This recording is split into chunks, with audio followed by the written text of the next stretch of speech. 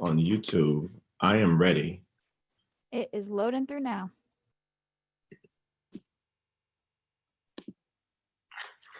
Good morning. Welcome to the Joint Standing Committee on Labor and Housing. My name is Craig Hickman. I represent Senate District 14, which are 11 towns in southern Kennebec County, including my hometown of Winthrop. Today, we are here to have a public hearing on LD 553. I just want to go over a few ground rules. I know there are a lot of repeat testifiers here, but there are folks who will be listening in from all over. And so if you bear with me for 1 second, this is again the Joint Standing Committee on Labor and Housing. This committee is assembled electronically today for the purposes of inviting public comment. I apologize for the interruption. I just loaded through the live stream and for some reason it's showing our meeting for Monday. So I'm going to end it and try to start it again. There's like a key that they have to put. I apologize for that. Just let me know. Sure. I'm going to give LIO a call in a second and see if they can fix it on their end, because I don't think it's anything I can do. Thank you.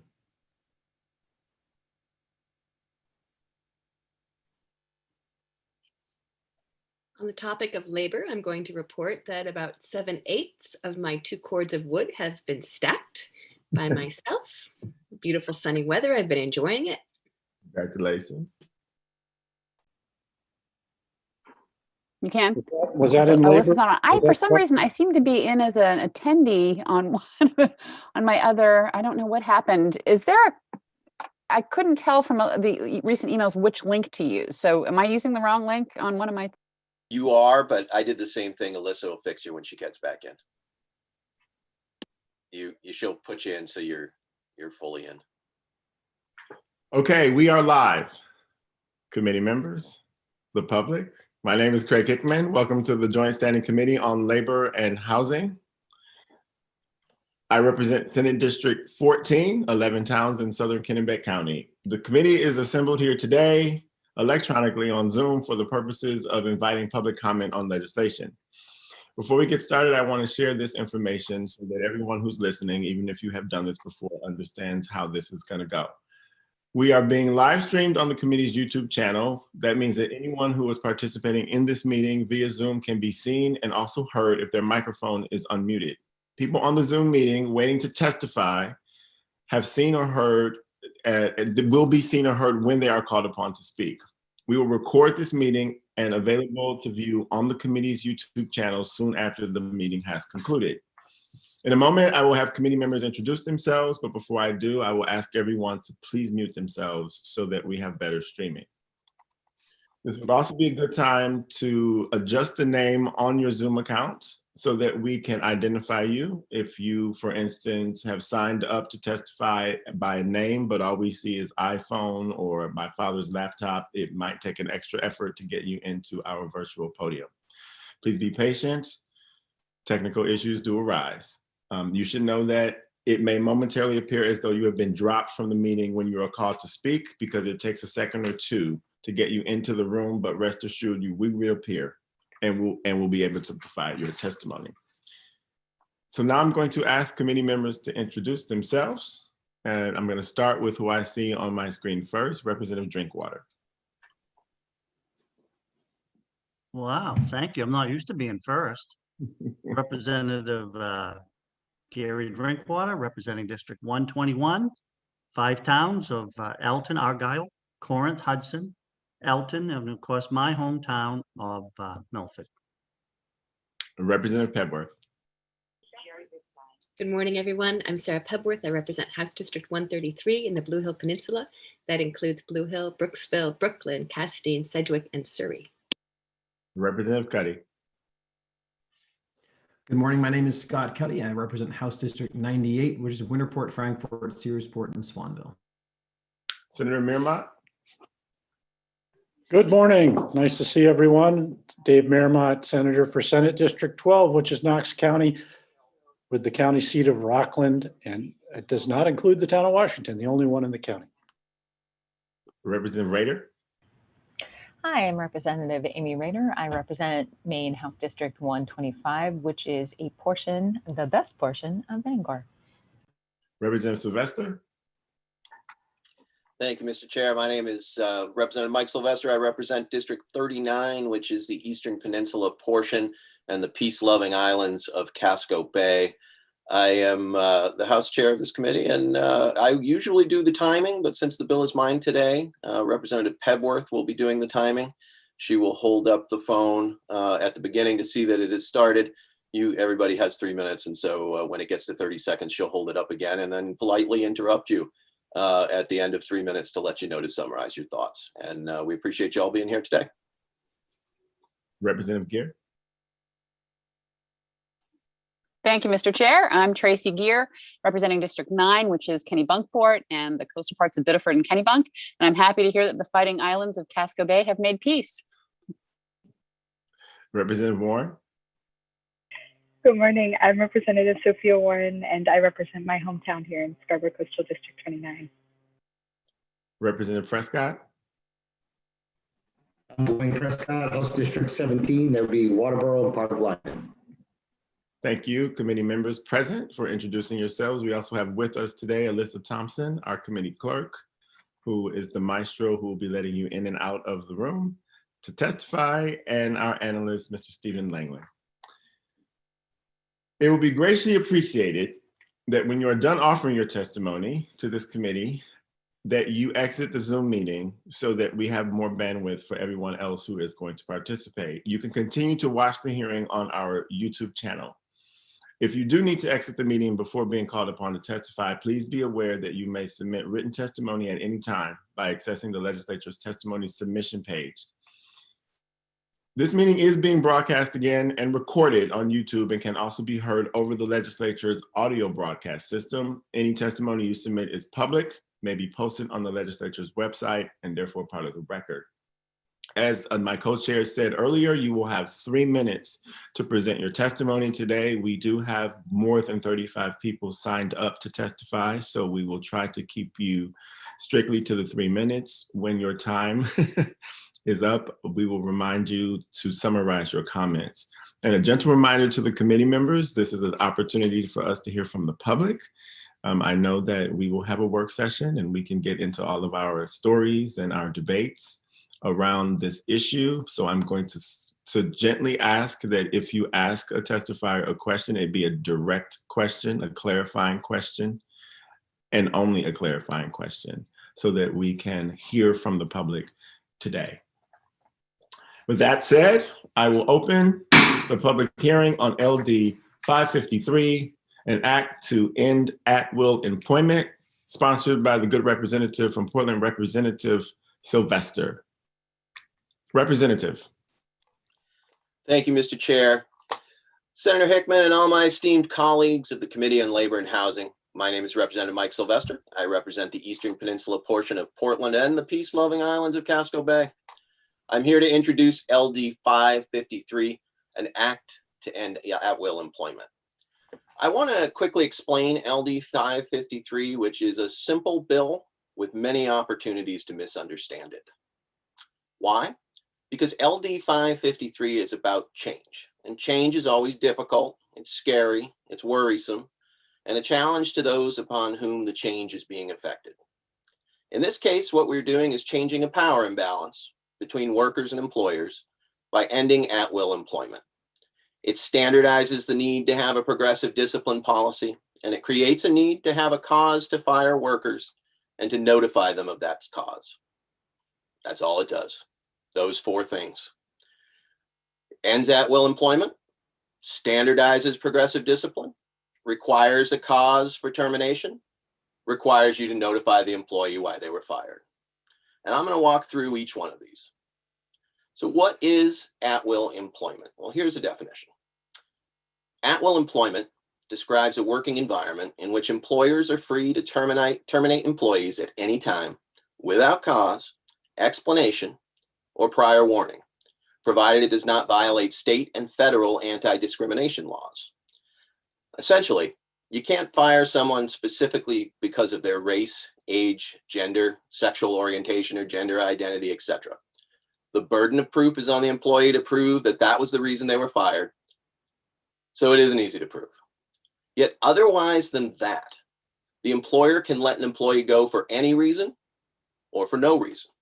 That's at will. Do all employers fire people for no reason? No, that's not what I'm saying. Do some employers fire people for no reason? Yes, I hear from them all the time, and I have to tell them that there is no law to protect them. Is it right that people should go to work and worry that today is the day they will be fired for no reason? In my mind, the answer is no, it's not. But I'll go into that in greater detail later in my testimony. So what is progressive discipline? Again, a definition. Progressive discipline is the series of steps a supervisor or human resources representatives uses to document and coach an employee who's not performing to the company's set standard. These policies are generally used as a way to clearly communicate an issue with the employee and create a plan of action that helps the employee improve their overall work performance. So it's nothing scary. It's the kind of coaching that happens at all good employers right now. It is an agreement between an employee and an employer that something didn't go right and that both sides want to fix it. It's not overwhelming or burdensome.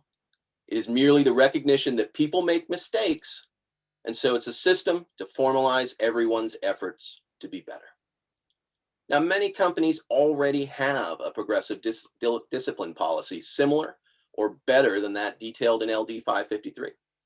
If you do, then you will continue to follow that policy. There will be no change for your company. Let me repeat. If you have a progressive discipline policy, then you will continue to follow that policy. There will be no change for your company. All LD 553 demands is that it has certain requirements and that you follow the 3 steps in documentation. For those who do not have a policy, LD 553 requires the DOL to complete, the Department of Labor to complete a template policy so that they will have a policy. Follow that policy and you're done. Well, it's not a part of this legislation. I will be requesting that DOL provide a progressive discipline and discrimination training as their capacity allows, capacity being the key word. These DOL classes are generally free and will probably be a great thing for new managers to take. So what is just cause?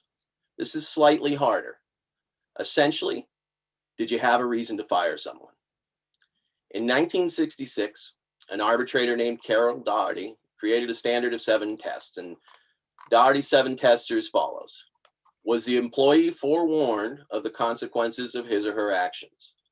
Are the employee's rules reasonably related to business efficiency and the performance the employer might reasonably expect from the employee?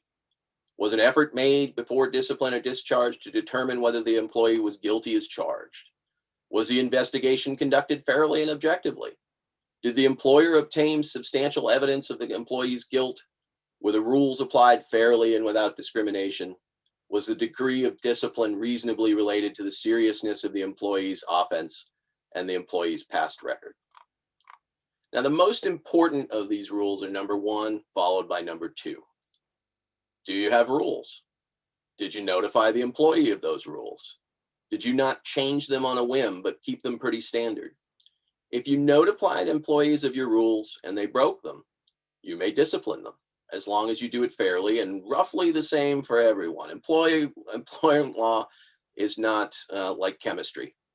There's a lot of wiggle room, but that wiggle room generally goes to latitude on the part of the employer. If this seems like an incredible burdensome requirement that everyone's treated fairly and roughly the same, setting rules for your employees and applying them somewhat evenly, then perhaps proposed DOL class is for you. Now, what do I mean by somewhat fairly? 2 people come in late for the first time, both notified the employer that they would be late, 1 receives no discipline, and 1 is fired. That would be somewhat less than fair. So in review of LD 553, have rules, make sure your employees know them, and that those rules stay roughly consistent. If you have a progressive discipline policy, then follow it. If you do not have a progressive discipline policy, well, now you do. You have the state template, and so you follow that. If you need to discipline or fire someone, have a reason and be roughly fair in its application. And that's it. Now, it may surprise you that I have received a piece or two of mail about this bill, expressing some concerns. They were pretty much the same concerns crafted by someone, but I'll tackle 3 or 4 of these now. LD 553, the concern says, will not allow a business to have seasonal layoffs. That is incorrect. First of all, a planned layoff is not the same as a termination. A seasonal layoff is a planned event. Even if it was an unplanned reduction of force, the fact that your business is shutting down or reducing staff is a cause, a just cause. Now, apply the layoffs evenly, such as by seniority or by part-time, full-time, and you've met just cause. You just have to have a method to your reduction. It will be impossible to fire anyone, and that's incorrect. Will it be impossible to fire someone because a manager is having a bad day? It will be harder to. Will it be impossible to fire someone who comes in late several times? No. You just need to document it. Will it be impossible to fire someone because you don't care for the way they look? It'll be harder to do that. Will it be impossible to fire someone if they steal, come in drunk, threaten violence, or scream obscenities at customers? No. There are already laws in place which allow wide latitude to employers in all those areas. 3, the point has been made to me that if LD 553 becomes law, that no one will ever hire anyone again. I believe the terms that were used were a freeze or a severe dampening on hiring. And that's interesting to me because I sit on the state workforce board, and been a member of this committee for 5 years and the House chair for 3 years. And I continue to hear how difficult it is for people to hire employees. I hear about the great lengths that employers of this state go to attract, train, and retain employees, and how the need is for more, not fewer, qualified employees. And I believe all of that is true. So I'm taking this one with a grain of rhetorical salt.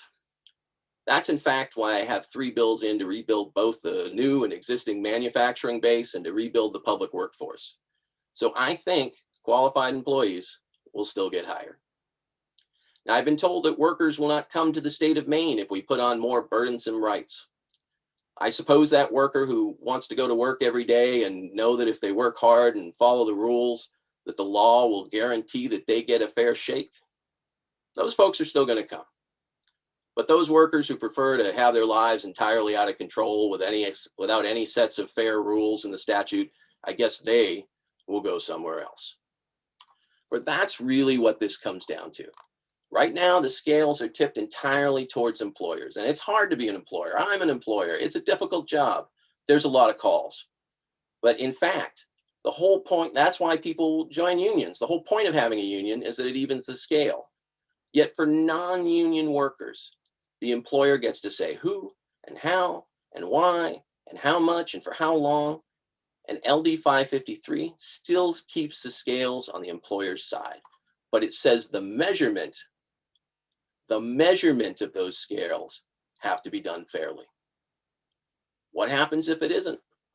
Well, there is no private right of action in LD 553. If workers want a system of arbitration, they will still need to form a union. The only private right of action allowed is on process, the things that I mentioned above. Rules, systems, and did you follow them? I didn't put damages in the bill because I figure that we already have judges. They do a good job, in my opinion, of these matters. I won't try to do their job. I assume that some will say the legislation is too vague. Again, that's because I didn't put in damages. Again, that's interesting because when legislators put in penalty, they are described as being too prescriptive. That's mostly legislative rhetoric.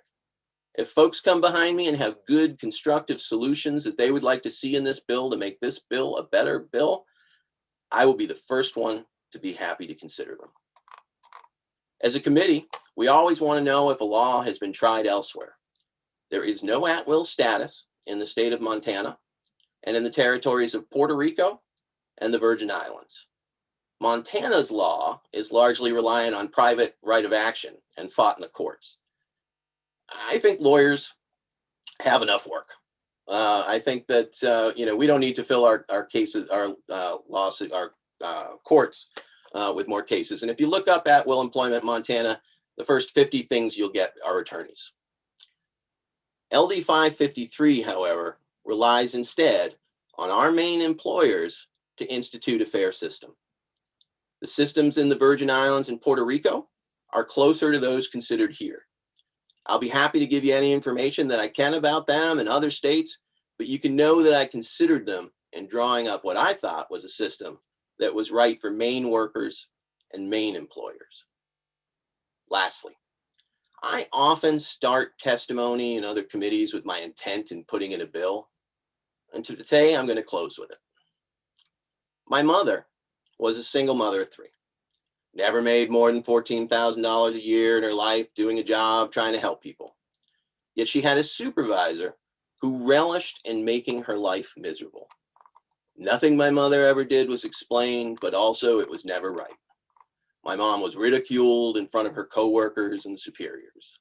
She dreaded going to work every day, but the health insurance and the promise of a scholarship for her kids, including her erstwhile and somewhat strange thinking son, kept her punching the clock. Eventually, she was fired with a number of other older workers, in her case, 2 months from vesting her pension and without cause. Now, I didn't write this bill because of my mom and her situation, yet I became a union organizer and negotiator and a legislator because of it. In my work life, I saw the real benefit, what going to work every day with a sense of security gives to people. Knowing that you can go in and do your best, no matter who you are, what you look like, or even if you aren't the kind of person people generally like, no matter what your political persuasion or home life, and you get a fair shake for a fair day's work. That's all this bill wants for Maine workers. As a small seasonal employer myself, it's what I try to give to my employees. It's what I believe that most Maine employers want to give to their workers, but it's what LD 553 guarantees in law. So with that, I thank you for your time and attention, and I will be happy to answer any questions. Thank you, Representative Sylvester. We will now take questions from the committee. Representative Cuddy. Thank you very much, Mr. Chair. Thank you, Mr. Sylvester, for the bill. In some of the testimony that I read and some of the correspondence I received, employers were concerned that they would not be able to fire somebody without a progressive discipline policy if that individual broke the law in their workplace. It seems to me, reading in the termination for cause section, that if somebody does break a state law, that they can actually be fired with nothing more than the written notice being sent to the person who's fired if they've broken a law. Is that correct?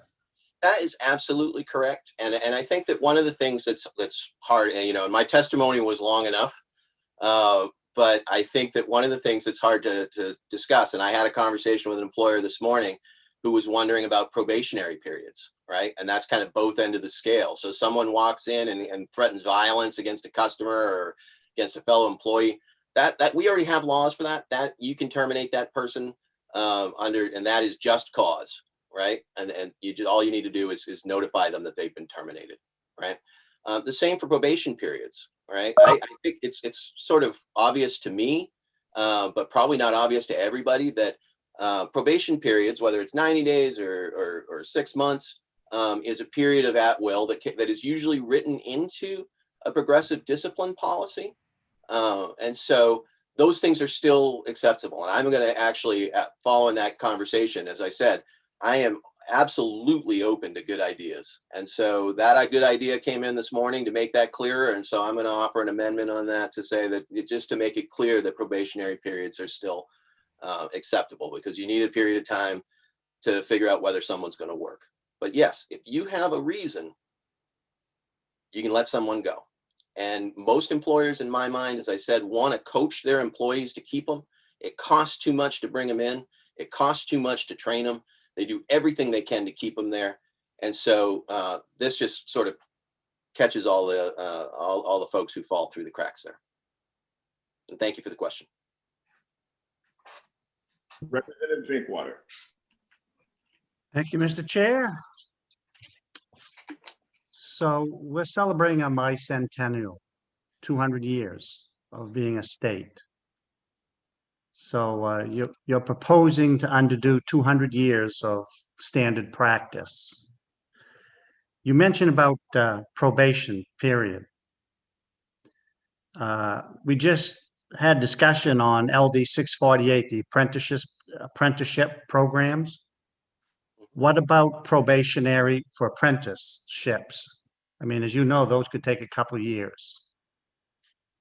So employment law is employment law, and usually folks in apprenticeship programs already have sets of rules and all of those sorts of things that you must follow. So if you don't show up, if you can't meet the benchmarks and all that, but generally, you know, as we talked about in that bill, there's a pretty strong federal law in terms of, you know, all of the different things that need to be followed for just discrimination.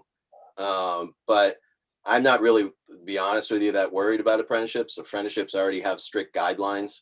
If you wanted to offer a friendly amendment, Representative Drinkwater, and that would bring about your support, I'd be happy to think about a way that we can make that explicit. Well, I personally think you should cover apprentices under probationary period. So that's my friendly amendment. Thank you. I appreciate that. I'd be happy to think about it. Are there any other questions from the committee for the bill sponsor? Seeing none. Thank you, Representative Sylvester. Thank you so much, committee. I appreciate all your time today considering this bill, and I look forward to continuing work, and you look forward to my being quiet the rest of the day.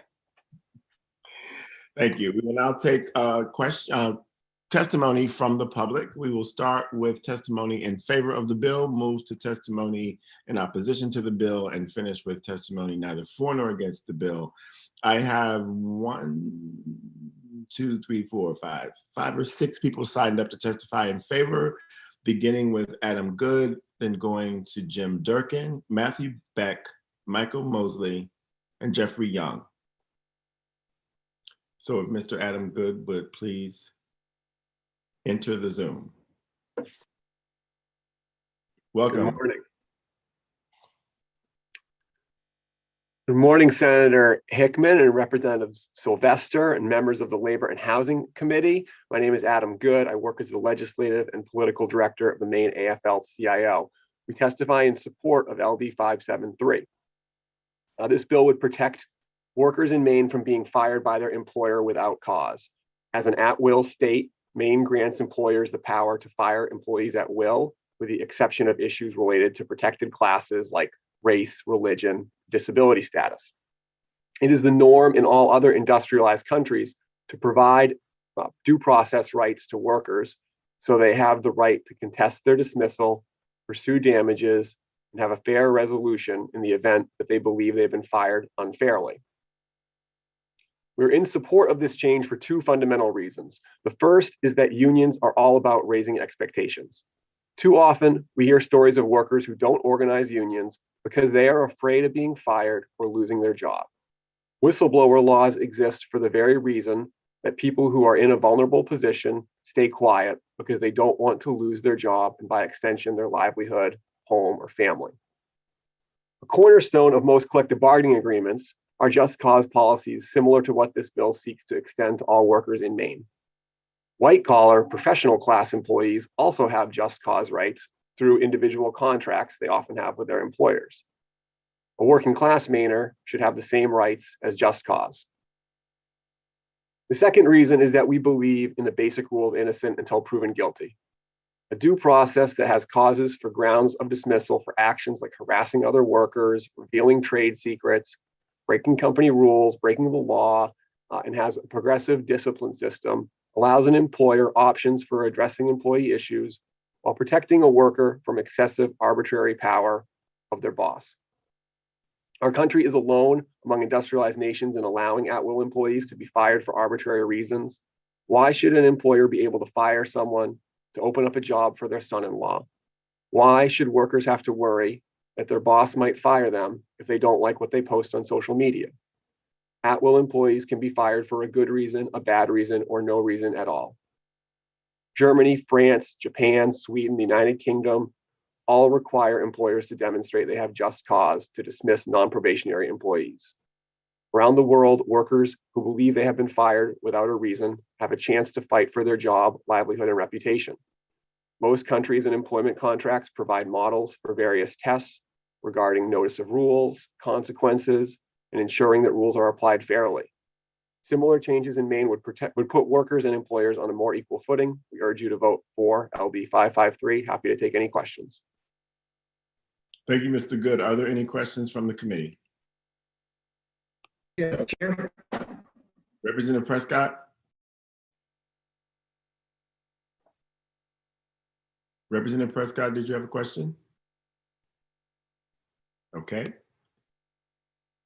Seeing no questions from the committee, thank you. Very day. Next is Jim Durkin. Is it me?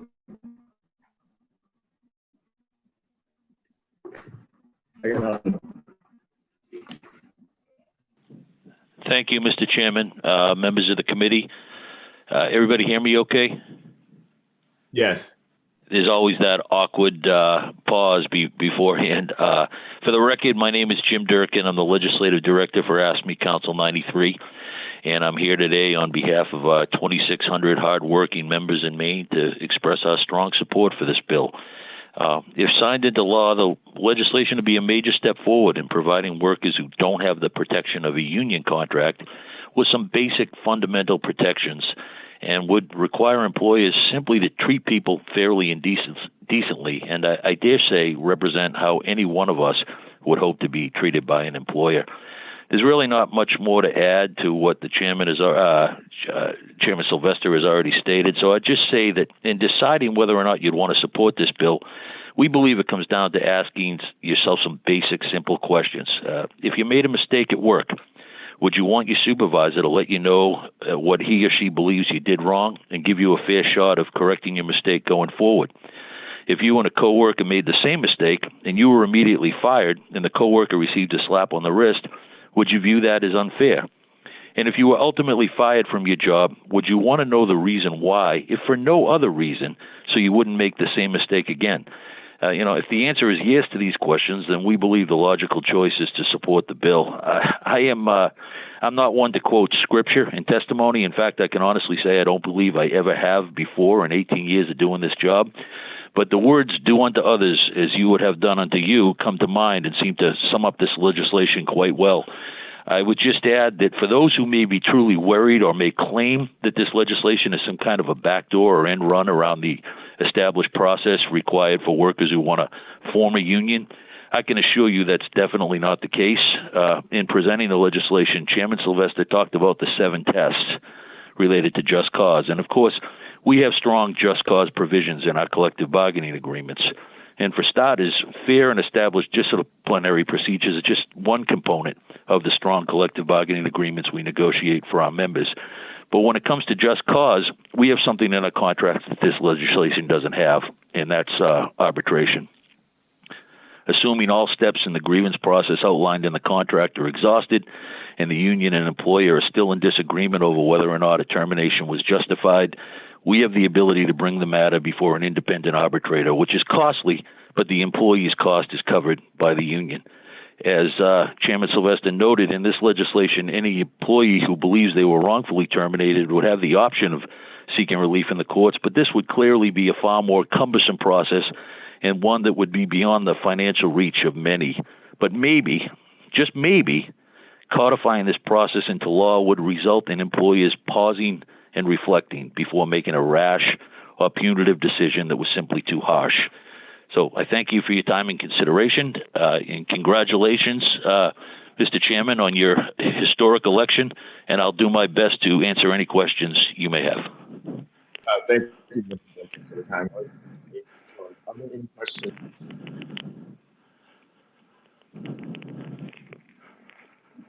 I apologize that a hand doesn't go up. Mr. Chair, your microphone seems to be having a problem. I don't know if anybody else can't hear, but I can't hear Senator Hickman much at all. Oh, I just be buffering over here. Hear me? A little bit. Is anyone other than Representative Cuddy having a problem hearing me? You just Yeah. came back loud and clear. Sort of, kind of. Is that better? Having trouble on my end, Mr. Chairman. That's better though. Can you hear me now? Yes, sir. Okay, great. I do not see any questions from the committee for you, Mr. Durkin. So thank you for being here. Thank you, Mr. Chair. If I could just along the lines of technical difficulties, my colleague Jim Mackey had signed up to testify, but he wasn't named as one of the supporters of the bill. I think he has a lot to add, many years of experience as a staff representative for us. So if we could just take care of that, I would appreciate it. It shall be done. Thank you. Thank you, sir. Next on the list is Matthew Beck.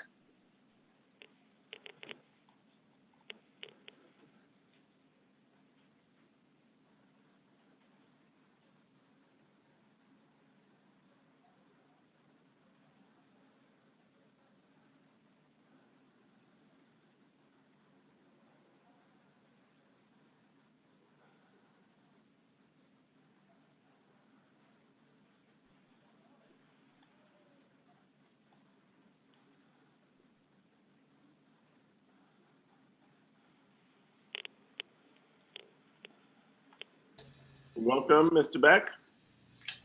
Thank you. Good morning. I appreciate the opportunity to testify in favor of LD 553. My name is Matthew Beck. I'm an organizer and business representative for the International Brotherhood of Electrical Workers, Local 1837. We're proud to represent 1,000 workers in Maine at electric utilities, television stations, and most recently at the Kittery Water District. I'm pleased to be here today in support of LD 553. Growing up in a union family, I understood from an early age that when workers join together in a union, they not only have an opportunity to negotiate to improve their wages, benefits, and working conditions, they also enjoy some protection from arbitrary and unfair treatment from a bad boss, someone who, for whatever reason, has decided that they don't like you or perhaps want to instill fear in the workplace to keep everyone else in line. With the protection of a union contract, with its just cause and progressive discipline provisions, which are agreed to by both the management and the union and ratified in a vote by the union's members, workers can concentrate on doing the jobs they were hired to do, doing them well and doing them safely without fear that they will be disciplined or even fired for no good reason. We were pleased by the recent comments offered by President Biden supporting the rights of workers to join a union and affirming the importance of unions for all workers and for the good of the country. Unfortunately, although recent polls have shown that a majority of non-union workers would join a union if they could, until there is a major overhaul of our broken federal labor laws, most of those workers in the private sector will never have that opportunity to benefit from the just cause protections of a union contract. That seems to be unfair and unnecessary. I urge you to support LD 553 as a way to help lift those workers up and help them to achieve the peace of mind that comes with having a fair, balanced, just cause, and progressive discipline standard all employers will follow. With just cause protections and without the fear of unlawful retaliation for trying to form a union at work, some of those workers may choose to take the next step and become unionized themselves, perhaps leading to better pay, better working conditions, greater safety, and better lives for themselves and their families. And I'll be happy to take any questions you may have. Thank you, Mr. Beck. Before we go to questions, if you would allow, I see a few more committee members have joined us, and I'm going to ask them to briefly introduce themselves. Representative Bradstreet. Representative Bradstreet, would you like to introduce yourself? You're on mute.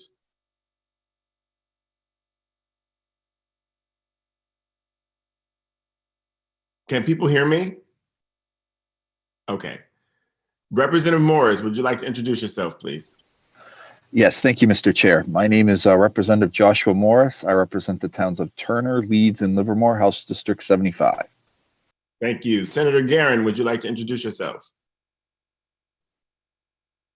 She must not be with us. Representative Bradstreet, would you like to introduce yourself? No, I am here. I was just trying to help you. I am Senator Stacey Guerin, representing Southern Penobscot County, Senate District 10. Thank you. Representative Bradstreet. Yes, thank you, Mr. Chair. I am Representative Dick Bradstreet from House District 80, and that's made up of my hometown of Vassalboro, Windsor, Somerville, and part of Augusta.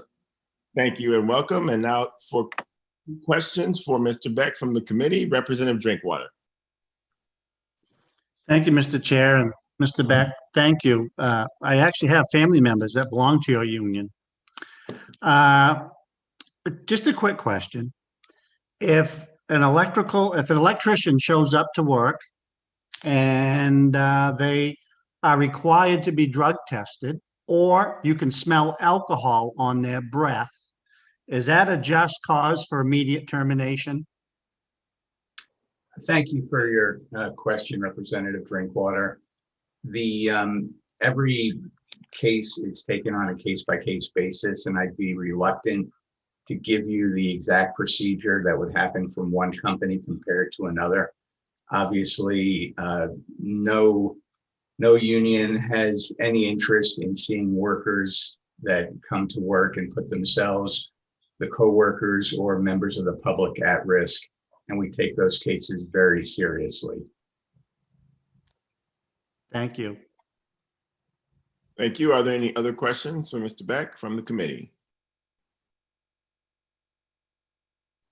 Seeing none.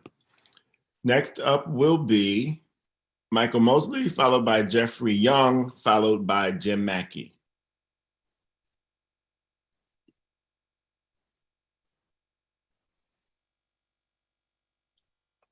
Welcome, Mr. Mosley.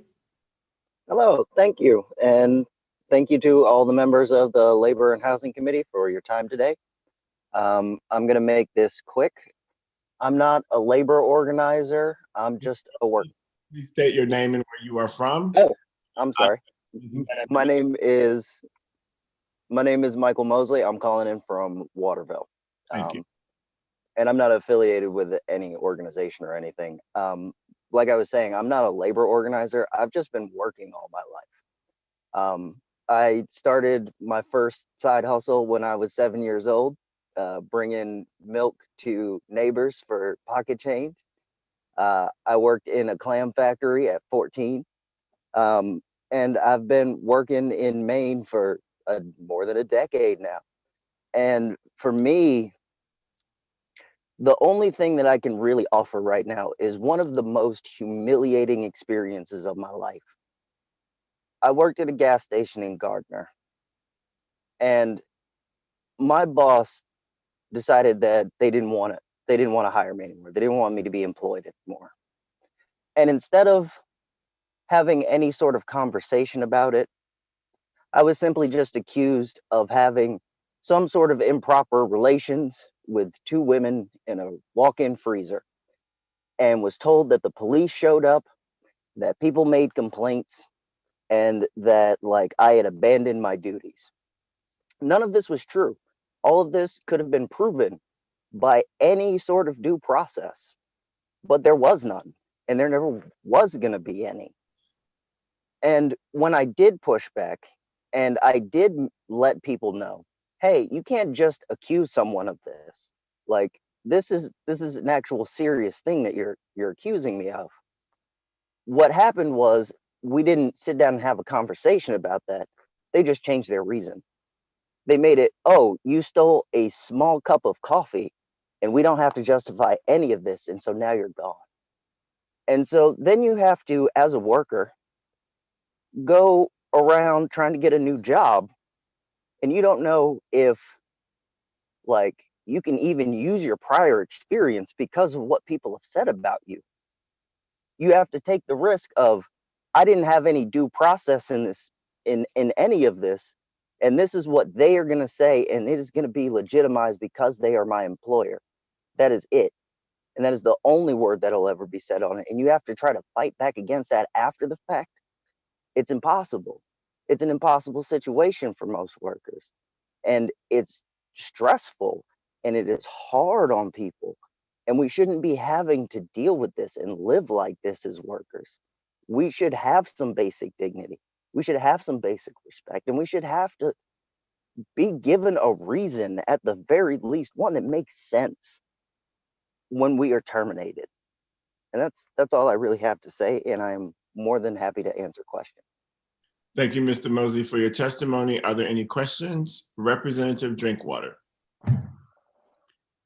Mr. Mosley, after that regrettable situation you found yourself in, were you able or did you pursue unemployment? And were the facts, if you did apply for unemployment, did the facts come out during the process? As far as I was aware, I wasn't eligible for unemployment, and I didn't have time to try to go through that process. I needed a job. That's how it is when you're a worker. If you can try and sit there and go through that bureaucratic process, but bills don't stop when you get fired. Thank you, sir. Are there any other questions for Mr. Mosley from the committee? Seeing none, thank you for being here today to testify. Is Jeffrey Young in the room? It's apparent that he may have had court this morning and couldn't be here. And so I will give him a minute. And if I don't see him, we'll move on and come back if he shows up later. Alyssa, can you please bring into the committee room for testimony Mr. Mackey? Yep, I did. He's here now. Thank you.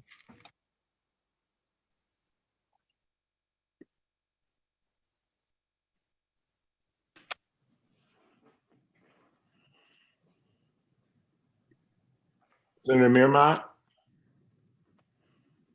Thank you, Mr. Chair. There's a long list, and of course, we want everyone to have their time. Maybe you already said this, I had to testify on a bill, but it would be good if folks who can hear this could testify towards things that the bill actually attempts to do and or respond to the sponsor and what he said it does, and we'll make sure it's what he said it does as we do the work session, but not to an alarmist letter from some organization that didn't understand the bill or put in things about it that don't exist. We could have an extra few hours if people are testifying for things that aren't there, which I'm just reminding, but everybody should get their say if they have something that's relevant. And thank you for letting me say that. Thank you, Senator. Mr. Mackey, are you ready to testify? I am. Thank you. Good morning, Senator Hickman, Representative Sylvester, members of the Committee on Labor and Housing. My name is Jim Mackey. I'm a staff representative for ASME Council 93. We represent corrections, public works, school districts, mental health facilities in the state of Maine. I'll be brief. I send in a small letter, but I have over 35 years in Maine in labor management and also across the United States. And those members that we represent are very fortunate because they are not at-will employees. They have the benefit of being protected by having a labor contract, by having the rules set forth, but also I think the employers that we represent, if the committee was to reach out to some of them, would talk about the benefits of having these sort of procedures and how they have employer security in the process of knowing that there are financial limits on dealing with these employment issues. That an employee who is fully informed of what is expected of them, knows the rules that they're coming into, knows the consequences of it. Reading through the bill, reading through some of the testimony from some of the employers, there's nothing in this bill that we can see that stops any employer from firing anybody. All it does is it establishes the groundwork under which you're going to terminate somebody's career with any certain employer. And that sort of expectation is something that all workforce in Maine should be subject to. Again, I think that, what this law will also, it benefits employers in the fact that they now can have a limitation on any potential liability on how they treat employers. I know Representative Drinkwater brought up about unemployment. If an employer has got to continually go to the unemployment bureau, then they're probably going to be, using an attorney, which drives their cost up, and, appeals from the unemployment bureau can go on for a little while. So a simple process of setting up a progressive discipline system will benefit the employer as much as it benefits the employee. If somebody comes in drunk, the state already has on the books laws on how employers set up drug and alcohol testing procedures. Those are there today. This law doesn't impact any of those laws that are on the books as of now as to how an employee can be terminated. And I think that this would be certainly a step forward. Nightly we talk, or we hear daily, about how employers have problems with hiring and retention. Our view would be that an employee coming in and knowing, better what the ground rules are and know what the expectations are, knowing frankly they're going to be treated the same as everybody else in the workforce. At will, whether fortunately or unfortunately, it has the connotation of one strike and you're out. And in today's environment of which it's difficult to get employees, get them trained up and get them working, that doesn't benefit any employer, and it certainly doesn't benefit the state of Maine of trying to have full employment. With that, I will answer any questions. I know you're going to full boat here today, and I don't want to take up too much of your time. Thank you, Mr. Mackey. Are there any questions from the committee? Seeing none, we will now move to testimony in opposition to LD 553. The first couple of folks who are signed up to testify are Ben Lucas, Brandon Mazer, Brian Park, and Bruce Garrity.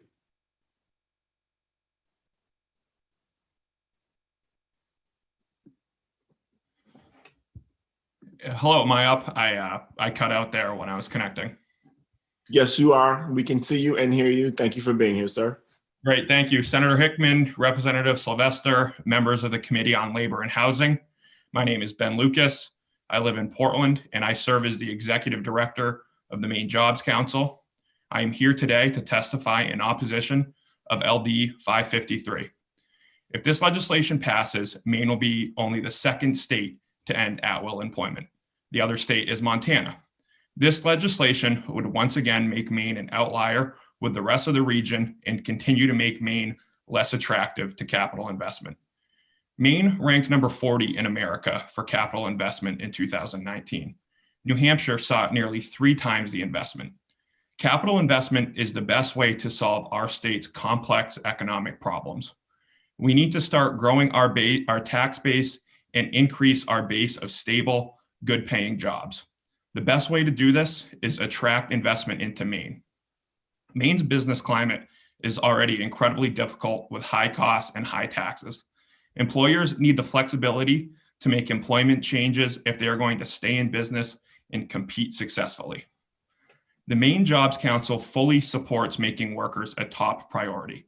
The best way to do that is with a robust economy full of quality jobs that provide career choices, career growth, and increasing wages. This law would lead to just the reverse. Supporting working people is critical, but the important word is working.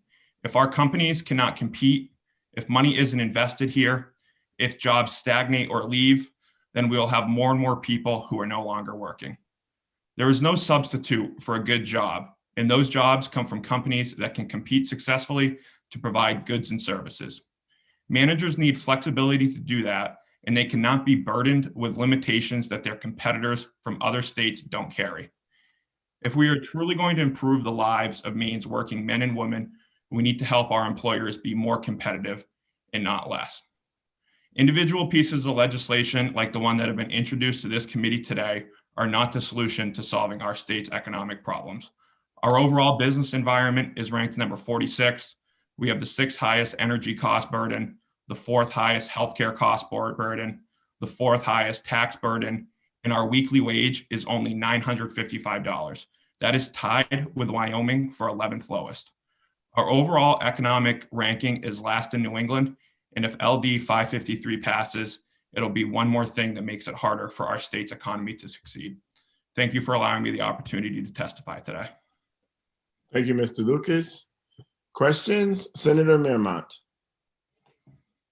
Thank you, Mr. Chair. Thank you, Mr. Lucas.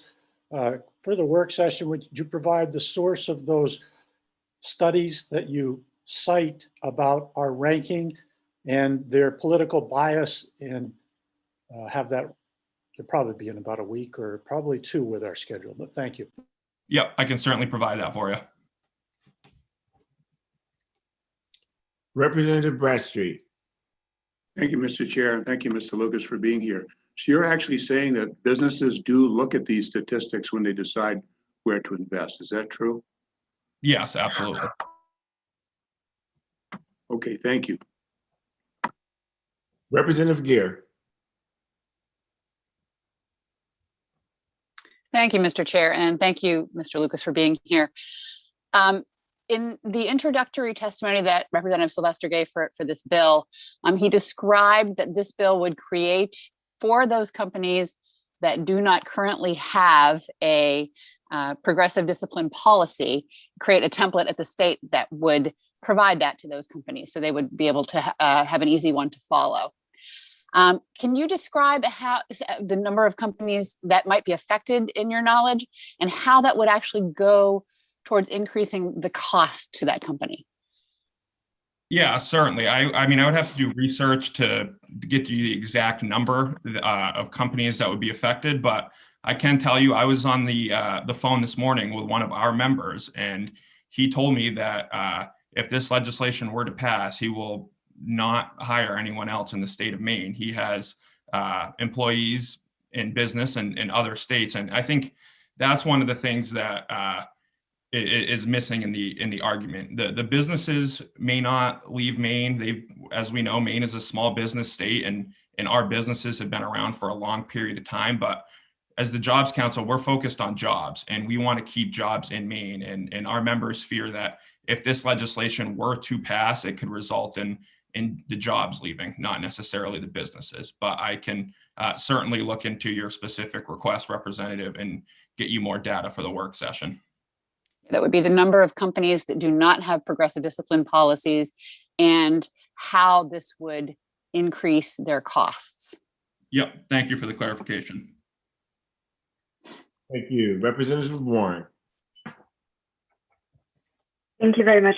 And I appreciate your testimony. I know you also submitted some written testimony, and I'm trying to understand.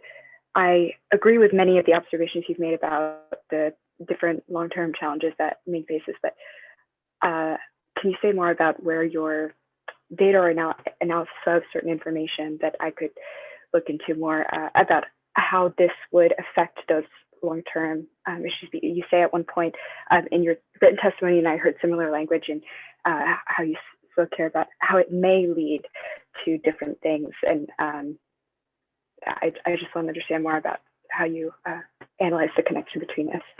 Bill. Certainly. Yeah, thank you for the question, Representative Warren. And as I alluded to Senator Mirmont, I will provide the committee with all the data that we have used to formulate this position. Okay, could I ask a follow-up question? May. Is there anything that you could speak to now about just broadly speaking, what is the causation would be great, but just, what is a strong correlation that you're basing this understanding off of, about how it could increase all these other or exacerbate all these other issues that we face? Yeah, if I'm having a little bit of a hard time understanding what your direct ask is, but the point that we're trying to make is that there are complex economic issues in our state, and we're going to be high in having operating costs and everything else. Adding another level of regulation isn't going to help the business community be successful. We need to start taking a much more overall comprehensive look at economic challenges in our state and solve the issues together. So again, I'm having a little bit of hard time following what your direct ask is, but I'm more than happy to provide you with all the data and, try and work through this as much as possible with you. No, that was great. I appreciate it. You're speaking to your perspective broadly, if I'm understanding it, is that just greater regulation is the root of and I appreciate. So I just wanted to clarify, understand that perspective, and I would appreciate more data. Thank you. Yeah, you're welcome. Thank you. Thank you. Are there any other questions from the committee? Representative Gear, do you have another question, or is that from before? Okay. I believe, Mr. Lucas, that you can remove yourself from the hot seat. Thank you for being here today. Thank you, Senator. Thank you. And Alyssa, can you please call forward the next, my screen froze, and so I can't get my list. Brandon Mazur's here now. Thank you. It will come back up, I'm sure. Welcome, Mr. Mazur. Good to see you again. Good morning. Nice to see you again, Senator Hickman, Representative Sylvester, and esteemed members of Labor and Housing. My name is Brandon Mazur, and I'm an attorney at Perkins Thompson.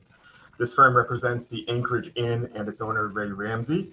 We testify today in strong opposition to LB 553. This bill is legally vague and unworkable. It could actually reduce, not expand, employment opportunities, and it is certain to damage Maine's hospitality industry, an industry that is crucial to Maine's economy. The bill only allows an employer to terminate an employee for cause, defined as reasonable basis related to an employee for termination of the employee's employment in view of relevant factors and circumstances, which may include the employee's conduct on the job or violation of the employer's policy governing employment. Under this definition, the reason for termination must be related directly to an employee. It does not anticipate other outside forces that may influence that decision by a business owner. For example, as we are all acutely aware, many Maine businesses needed to temporarily or permanently lay off employees due to the COVID-19 pandemic. This scenario would not be allowed under this bill. The definition of cause also does not allow the flexibility needed by the hospitality industry that often sees an increase in employment during peak tourist season. Most inn, hotels, and restaurants cannot afford to keep a full staff 12 months out of the year. Employers must have the flexibility to adjust their workforce to respond to these changing conditions. While it's been claimed this would not be the case, that frankly isn't what the bill says. There is no definition of a planned layoff or a definition of just cause, only cause. Finally, when businesses are sold, the new owners typically lay off all employees and interview and rehire those that they wish. The bill does not allow for this practice, which can be key to revitalizing a business. The bill's proposed policy that an employer is required to use a three-step warning process before terminating an employee for misconduct would tie the employer's hand in trying to protect its guests and other employees. Again, it has been suggested that if an employer already has a discipline policy, no changes would need to be made, but the bill is very prescriptive. The bill's three-step process requires a verbal warning, then a written warning, and then a final written warning that the employee, him or herself, must first sign. The only exception to the step-by-step process would be if an employee has violated any state law, and there is a question who decides whether a state law has been violated, whether a court, law enforcement, or the employer. There are times when an employee's actions are so egregious that immediate termination is necessary. And if an employee makes a threat to a fellow employee or makes inappropriate or racially motivated comments, the employer should not have to wait until the employee is given warnings in stages and then agrees to sign the final warning before terminating his or her employment. Further, the employee could be held liable if it fails to take immediate action and prevent potential harm to its other employees or guests because of the employee's continued threats or other inappropriate conduct while still employed during the three-step process. I see my time's running up. I do want to say that this bill in sections 3702 seems to supersede any other provision of law where it says notwithstanding any provision contrary to law. So the superstition would apply to probation periods and any other just cause issues that have been discussed previously. I thank you for your time and address some other concerns in my letter that I've submitted. I'm happy to take any questions. Thank you, Mr. Mazur. Questions? Representative Drinkwater. Thank you, Mr. Chair. Thank you, Mr. Mazur, for your testimony. I have a friend that owns an auto transport business, 20 trucks. He transport vehicles up and down the East Coast. He had a driver that whose name came up for a drug test, random drug testing. He went in and tested positive for marijuana. Now, he could still had his CDL license, but the insurance company immediately said, we will not insure him. So therefore, what choice did the employer have but to let him go? Under this bill, in your opinion, would that be just cause to fire the man? Not without the three-step process. Short, sweet answer. Thank you, sir. Are there any other questions from the committee? Seeing none, thank you, sir. Thank you. Brian Park will be next, followed by Bruce Garrity, and on deck is Kathy DeMerchant, Christine Cummings, and Curtis Picard.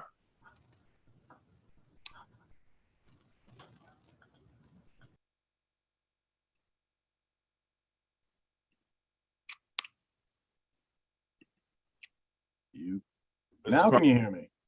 I can see you and hear you. Okay. Thank you. Terrific. Thank you very much. Senator Hickman, Representative Sylvester, members of the Committee on Labor and Housing.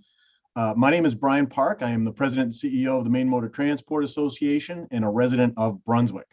The association is comprised of almost 1,600 member companies whose employees make up a large portion of the over 33,000 people who make their living in the trucking industry in Maine. I am submitting written comments today to testify in opposition to LD 553. And from an industry perspective, almost every single one of our trucking members are facing a dire workforce shortage that is causing a significant strain on the supply chain and the cost of goods. To be clear, this is not a complaint because we know other blue-collar professions are facing the exact same challenges, but it's a reality which causes our industry and others to be flexible, inclusive, and supportive of our workforce to the greatest extent possible. Not heavy-handed when it comes to using Maine's at-will employment rules to summarily terminate valuable employees without cause. But in our industry, and likely in others that are federally regulated, sometimes there is no room for progressive discipline in order to stay in compliance with government regulations. For instance, FMCSA regulations do not allow disqualified drivers to be used. Examples of this would be if a truck driver refuses a drug test, if they fail to maintain their commercial driver's license, if a driver is convicted of leaving the scene of an accident, 2 convictions of excessive speeding, and the list goes on. We appreciate line 25 of the bill that allows for immediate termination for violation of state law. Would encourage you to expand this to violating federal law as well for industries like ours that are federally regulated. However, even with this recommended inclusion, we reject the notion that there's a significant problem in Maine with employers terminating employees without cause. We would further argue that making this change will only serve to add excessive process for employers to conform to, and failure to do so, regardless of intent, will create unnecessary litigation. Most employers currently have company policies that deal with discipline and termination. And let's not forget that Maine already has laws on the books to protect employees from things like discrimination, harassment, and retaliation. I thank you for your consideration for allowing me to testify today, and I'm happy to answer any questions you have now or at the work session. Thank you, sir. Are there any questions from the committee? Representative Bradstreet. Thank you, Mr. Chair, and thank you for being here. Mr. Park, good to see you. One of your members, any one of your members, if they were to have an employee who was partway through the process that we're talking about here, and then they did something that caused damage to somebody else in the normal operations of the work, driving and cause an accident or something while this process is taking place, would your member or the employer conceivably be liable for damages in any way, shape, or form? Oh, to answer your question, Representative Bradstreet, the short answer is yes. To touch a little bit upon the previous question about the drug and alcohol, there are some things that are not illegal that are too important to highway safety that that would require immediate termination without giving them 3 warnings. Examples of that would be an employer witnessing distracted driving. That's not against the law because it's not enforced by enforcement, but that may be the company's policy that if you're witnessed one time using a handheld device, you're fired. That's too important to highway safety. not doing a proper pre-trip inspection, which is a company requirement, but not against the law if you don't do a proper pre-trip inspection that causes a crash. So, you know, a lot of times drivers in particular can be disqualified from driving if they are breaking an FMCSA rule, but that doesn't necessarily require them to be terminated. So in this instance, it would, you know, if this law would be in effect, a lot of trucking companies would have drivers that are disqualified, so they can't use them to drive. There's no requirement for them to be terminated, so they'd have to be kept on for the three-step process, even though there's no work for them to do because they're not able to drive a commercial motor vehicle. Hey, thank you. Shine some more light on the situation. Thank you. Appreciate it. So, Representative Gear. Thank you, Mr. Chair. My question, Mr. Park, has to do with some of the scenarios you described where an employee may have violated a company policy, but not have violated the law. For your member organizations, are there specific consequences laid out in their policies around what happens if you, say, refuse to do your inspection, that sort of thing? Are there already written policies in existence for those companies? I can't speak to every single company. They're all 1,600 members of ours, but I know that most of our companies have policies. They have, and most of them have progressive disciplinary policies and procedures in place, and they utilize those all the time. The objective for our members, anyways, isn't to catch employees so they can fire them. Their objective is to, one, comply with highway safety regulations and to make sure that the highways are safe, and two, to maintain enough of a workforce so that they can satisfy their customers. And you don't do that by just summarily terminating employees, you know, for random causes. Thank you. Are there any other questions for from the committee for Mr. Park? Senator Guerin. Thank you, Mr. Chair, and welcome, Mr. Park. So wonderful to see your face across Zoom today. I had a question for you related to employment issues. Are your members finding an abundance of people applying for jobs so that they would have the ability to be very choosy about who works for them, or are they having a difficulty finding enough people to work? Well, there's two answers to that question. They have to be ultra selective in who they hire, especially to do truck driving jobs, because it's federally regulated and there's too much at stake when it comes to highway safety. So they're very selective. But to answer your first question is we're very much like every other heavy industry in the state of Maine, and there's a workforce shortage to the tune of, you know, we're currently, as an industry nationwide, we're short 100,000 drivers, truck drivers in particular, which isn't to say that, you know, to talk about diesel technicians and warehouse staff and all that. But, you know, if I hear from a lot of our members, every time I talk to any of our members in the past 6 months, you know, the very first thing they talk about is workforce shortage. And that if I would dare say if there were 25% more truck drivers that were qualified, they'd be able to utilize those drivers tomorrow. Thank you. Certainly. Any other questions from the committee? Mr. Park, you said, I believe in your testimony, that you reject the idea that there are workers in Maine being fired without cause. Can you please tell me how you come up with that summation? I don't believe I said I reject that there is any indication that that's happening. I reject that it's a significant issue in the state of Maine.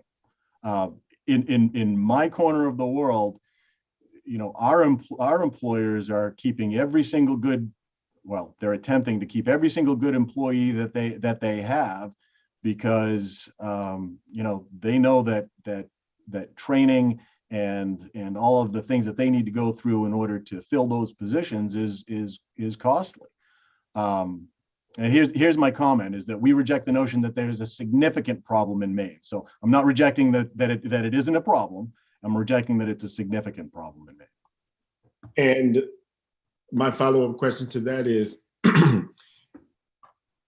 how do you know that? If you have, I mean, have you actually interviewed workers who feel like they have been fired for just cause across industries? I hire employees as an employer all the time. I guess I'm not sure about the question. I talk to our members, and they're telling me that they're not firing people without cause, because if they fire people without cause, they need to replace those people, in order to keep freight moving. I understand in your industry, because you have to be very selective, that it's probably true. But I guess this bill isn't just about one industry. And so when you say you reject that there might be significant numbers of workers in Maine being fired without just cause, my eyebrows went up, because I don't know how you would know that. Sure. Well, I have a brother that owns a bark mulch company. I talked to him. He has friends that are in the retail business. I talk to them. I have neighbors that run a social service agency. I talk to them. So I guess I'm not sure that I'm not qualified to speak for all businesses, but I do have enough of a social network that I do talk with employers. And we have 1,600 member companies. They're not all trucking companies. They all have something to do with transportation. But I'm not hearing that firing people because of at-will employment is a significant problem. Understood. Representative Warren. Thank you. Just in follow-up, just to clarify, is your testimony here based in that a personal network, a set of experiences, personal? Because I feel that that's that would be difficult to quantify. Like, that's very different than data or in a formal way that I feel I could use as part of how I analyze things more broadly. But can I clarify, do you have other ways of evaluating this in addition? I don't want to misunderstand you. I'm not clear on what the question is. When it comes to at-will employment, and whether it's an issue whether people are being fired presently for that reason, and how many are in Maine, it seems that you're saying that you've stated in your testimony, yeah. Well, in my sphere of influence, I don't see it as a problem. That doesn't mean the problem doesn't exist. So maybe you should ask the folks that identify it as a problem to help you identify what the statistics are and quantify the problem. And I'm happy to play whatever role. I'll send out a survey to my members if you'd like. But I'm from my network, it doesn't appear to be a problem. But my network is not every single employer in every single corner of the state of Maine. So, and I'm also not willing to say that the problem does not exist. Excellent. Thank you. That's all I wanted to clarify. Yeah, thank you. Yeah. Thank you. Representative Rader. I just want to make sure that Senator Guerin had a chance to ask her question. I've seen her hand up. I'm sorry. Okay? Down. I'll go take it down, but thank you. Oh, okay, great. I just want to make sure you got your question out. Thank you, Senator Hickman. And following up on Senator Hickman's question, you said that there wasn't a significant problem in the state of Maine. What numbers rise to the level of significance?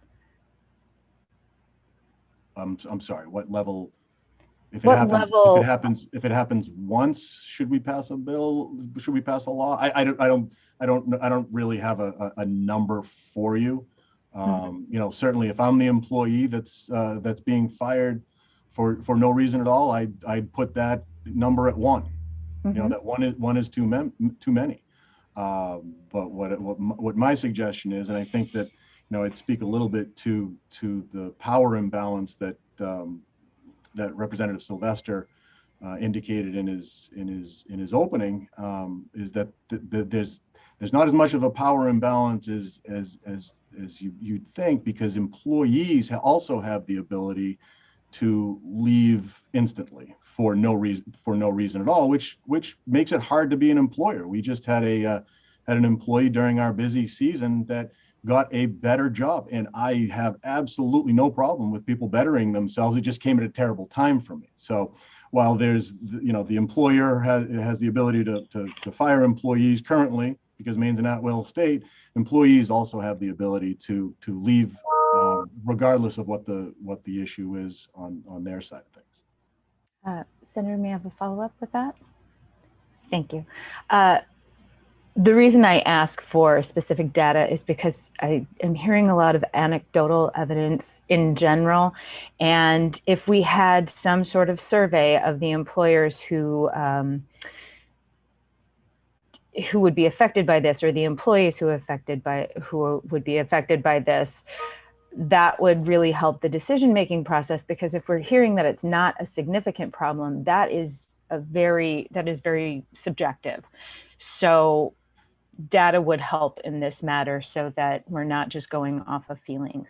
Well, I guess what question would we ask our members? Have you ever fired anybody for no cause at all? I mean, I throw it back to the proponents of the bill to develop data where it is a problem. They have just as much data as we do. Thank you. Like I said earlier in this public hearing, we can engage in back and forth so long as we're asking for clarity. But I will respectfully ask anyone who makes a claim that cannot be backed up by data, that encourages the committee members to ask questions about where the claim is coming from. And so it's not like you're the only one, Mr. Park. I'm not picking on you. If anyone makes a claim one way or the other, for or against this bill without data to back it up, we will ask you to bring the data. And so to say, if anyone says that this is not a significant problem in Maine, please show us the data that it's not a significant problem in Maine. And that, I think, is really all that we're trying to ask. Okay. I don't want to go to this point. I appreciate you being here. So if there are any other questions from the committee members on clarity about Mr. Park's testimony based on what's in the bill and what he has said, we will go to them. And if not, we will move on to the next person that is here to testify against the bill. Seeing none. Thank you, Mr. Park. Mr. Chair, I have my hand. I thought I had my hand raised. No, I didn't see it. Go ahead. Okay, sorry. It was raised and lowered somehow. Thank you, Mr. Chair. And Mr. Park, again, thank you for being here. I'll make a short statement. It's very difficult to prove something doesn't happen, so it's hard to find data on that.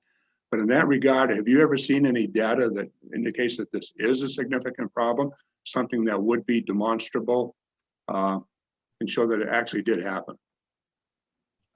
I have not seen that data, but that may not be the circles that I run in either, to be fair.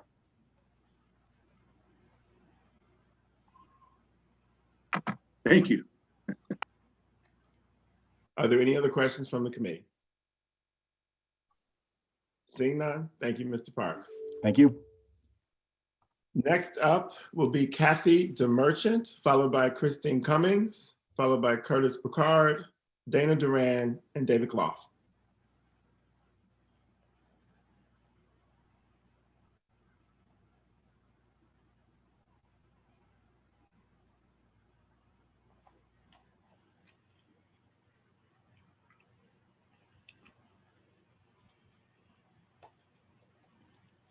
Welcome.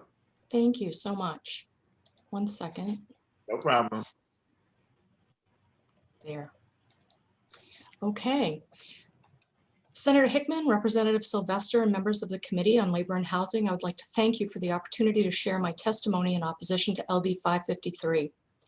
My name is Kathy DeMerchant. I live in Vassalboro, and I'm the president and co-owner of Capital Area and Bangor Area Staffing Solutions, Inc. I'm testifying on behalf of both the Maine Staffing Association and the Kennebec Valley Chamber of Commerce, on whose board I currently sit. Staffing companies have a rather unique perspective regarding this issue. According to the American Staffing Association, staffing companies employed about 29,000 workers in Maine in 2019. An average of 5,700 temporary workers were employed weekly during this time. Each of these temporary workers are legally the employees of the staffing company, yet our field employees typically perform work duties at our various client company work sites. It is the client who interacts daily with our field employees, setting performance expectations and raising any concerns about the workers' activities at the client company's workplace. If there are disciplinary or performance issues with the field employees, the client company may choose to counsel the field employee on its own. They may reach out to the staffing company for assistance, which is our preference, or they may ask the staffing company to simply find a replacement temporary worker. LD 553 calls for a three-step progressive discipline process before any employee can be terminated for cause. We have several questions about how such a process would be carried out for our temporary workers. Would the staffing company or the client company or both have the responsibility for implementing the progressive discipline process? How does it work if the staffing company has the responsibility, but the client company doesn't share that knowledge with us? It's not uncommon for the client to simply request a different temporary worker and not tell us about disciplinary problems. And if the client requests a different temporary worker and we cannot find or do not have other jobs available for the worker that was employed, does that constitute an improper termination when they let the person go? Switching to the Kennebec Valley Chamber of Commerce, which has over 545 members representing about 15,000 employees throughout the Kennebec Valley region, the majority of our members employ more than 5 employees, and this bill would have a negative impact on their ability to do business and maintain a safe, harassment-free workplace. Although LD 553 creates an exception for termination due to violation of any state law, as others have noted, who determines that violation? Is it only upon arrest and/or conviction? What if the employee threatens a coworker, supervisor, or consumer? What if they falsify their employment application or other documentation? And what if there are conflicts of interest, ethical concerns such as sexual harassment, racism, intolerance of sexual orientation or identification, or other egregious acts that violate the values of the employers, their employees, or their clients, or put them at risk in another manner? LD 553 is both unreasonable and impractical for the operation of business, large or small. Maine businesses must remain fluid and flexible to not only adapt and meet consumer expectations, but also to protect other employees should one violate safety standards or create a hostile work environment.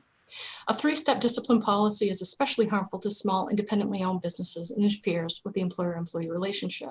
Mr. Merchant? Yes. Just letting you know that your time is up. If you could wrap up the next little bit. I will. Thank you. LD 553 does not make Maine attractive to companies looking to relocate to this state. In fact, only one other state has such a law, and in this time of COVID, more government mandates intruding on the business operations are simply unnecessary. And finally, there are already laws on the books which hold unscrupulous employers accountable for wrongful termination. Therefore, we respectfully ask that you vote ought not to pass on this bill. Thank you for your consideration of my testimony, and I would be more than happy to answer your questions if I can.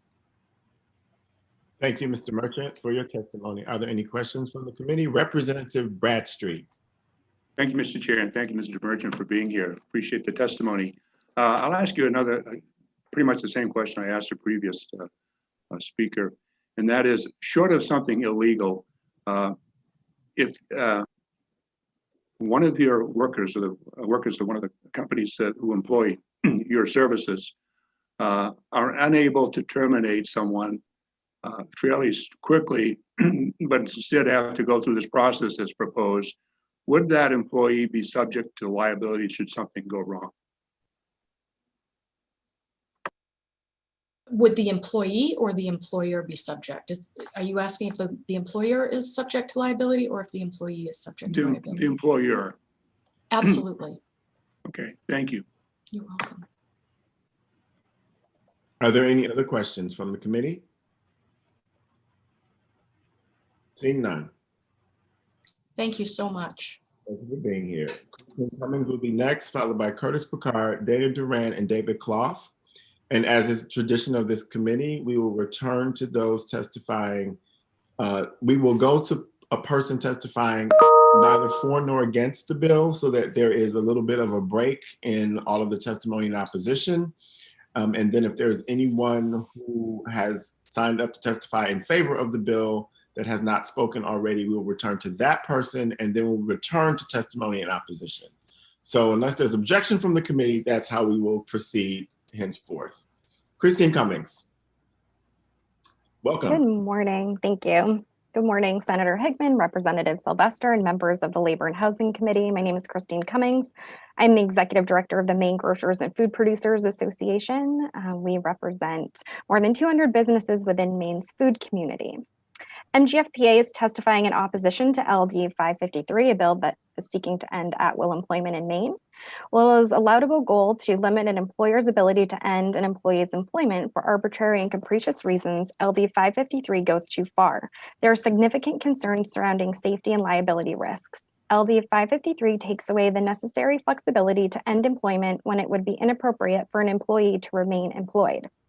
Our businesses value their relationships with their staff, and in many instances, you hear from them and that they are referred to as family. By no means should retaining at-will employment be misconstrued as an opportunity for employers to act maliciously. Businesses are mindful of their termination processes and use final warnings or termination on the first offense based on the most severe misconduct in limited circumstances. Some businesses, in fact, have some of the applicable progressive disciplinary policies in place with more than the 3 steps required by the bill. However, they specifically reserve the right to bypass any step and proceed to another level of discipline or even directly to termination of employment in extreme circumstances, such as violence in the workplace, violations of sexual harassment and other equal opportunity policies, sexual assault, which is separate and distinct from harassment, safety violations, loss of credentials that are essential for the job, an example being federal DOT licensing, theft, code of conduct violations, violations of a customer or employee privacy rights, among just a few. LD 553, the only exception is a violation of state law. This sole exception is simply not broad enough and does not take into consideration the other reasons that a reasonable employer might use to justify skipping steps.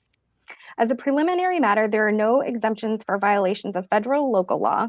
Additionally, many businesses have policies and values that are valid to skip progressive disciplinary steps to move to immediate termination, none which are contemplated by 553. For example, many employers have a code of conduct which may be based on the law, but which may also reflect an employer's values.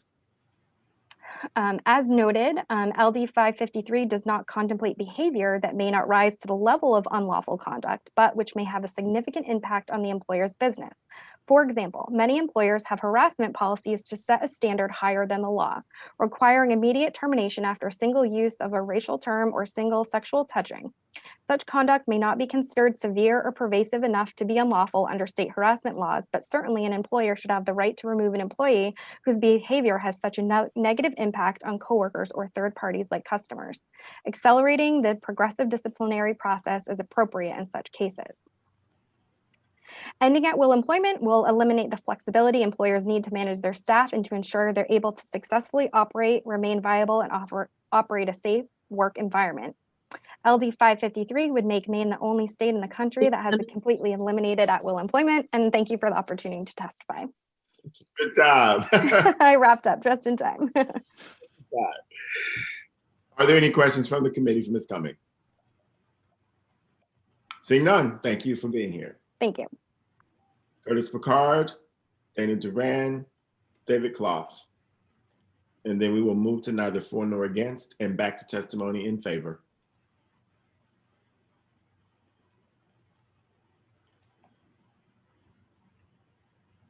Good morning, Senator Hickman, Representative Sylvester, and members of the Labor and Housing Committee. I'm Curtis Picard, President and CEO of the Retail Association of Maine. I'm also a resident of Topsom. We have more than 350 members statewide and represent retailers of all sizes. Maine retailers employ more than 85,000 Mainers, and I'm here today to testify in opposition to LD 553. As drafted, LD 553 prohibits an employer from terminating the employment of an employee without cause. The bill specifies an employer may terminate an employee for cause only after applying a 3-step progressive discipline policy and providing notice of termination in accordance with certain requirements. We're disappointed to see a bill like this introduced. It perpetuates a myth that the employer-employee relationship is contentious and hostile. In my 36 years of working and the last 20 years working with hundreds or perhaps thousands of businesses of all sizes, that myth could not be further from the truth. I've met so many business people who go above and beyond for their employees. When you find good employees, you work hard to keep them. No doubt there are some bad apples out there, but they usually don't stay in business for long because word travels. We also respectfully disagree with Representative Sylvester on his interpretation that this does not apply to seasonal employees. LD 553 would drastically change the way businesses currently manage team member performance, conduct, and terminations, as well as negate the ability to utilize seasonal team members, which has been a necessary staffing model for so many retailers, including during the pandemic. And I would call your attention to the actual language of the bill and the definition of cause, which reads, cause means a reasonable basis related to an employee for termination of the employee's employment in view of relevant factors and circumstances, which may include the employee's conduct on the job or violation of the employer's policies governing employment. We had a lot of members reach out to us specifically about this issue, and our interpretation is this would not apply to seasonal employees, or that it would apply to seasonal employees. So I would ask that the committee take a closer look at that. The bill also takes away an employer's ability to uphold employment practices that align with their brand and established practices. Retail relies on customer service, and that often translates into appropriately high standards from a brand and culture perspective. In appropriate situations, employers may move forward with a final warning or termination for a first offense, depending on the severity of the misconduct. Customers and team members expect a retailer to live up to the brand and culture promises, and this proposed law would greatly inhibit the ability to do so in many situations. And just in wrapping up, in my written testimony, I also provided the link to Pine Tree Legal's website, which we think does a very good job of explaining the legal protections currently in place to protect employees. And the last thing I'll add is that we would urge the committee to read a lot of the written testimony that's been submitted by employers today. I was doing some of that last night and this morning, and we think it's helpful. So I'll stop there, and I'm happy to answer any questions. Thank you, Mr. Picard. Representative Drinkwater.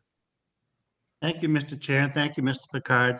We heard testimony earlier from the representative of the Anchorage Inn that in his interpretation that the COVID pandemic would not be just cause. Have you given any thought to what we're going through now, this pandemic, and people being terminated and laid off because of COVID? We have, and that's one of the questions we have as well. I'm not certain. A year ago was when businesses were shut down suddenly, retailers couldn't operate, and it was actually even a number of weeks before we were even able to do curbside. So even limited operations extended for a long period. So the retail industry, hospitality, restaurants were all forced to lay off, significant numbers of people. So yeah, that's one of the questions we have, and we think the committee should take a look at that. Thank you, sir. Representative Gear. Thank you, Mr. Chair. Thanks for being here, Mr. Picard. My question, I'm just curious about the part of your testimony that refers to the brand and culture. And I was wondering if you could give a couple of examples so I could better understand that as to what kinds of violations or conduct would be a problem for brand or culture that wouldn't rise to, say, an illegal act. But what are you talking about there? Perhaps you might have a employee working for you that uses profanity to other employees and customers. That could certainly damage your reputation as a business if you now have to use a 3-step progressive policy with this person, where this person is continuing to do it and not showing improvement. There's a lot of work that goes into maintaining your business reputation and brand, and it could easily be undermined by an employee that's not doing their job. Follow up, Mr. Chair, if I may. You may.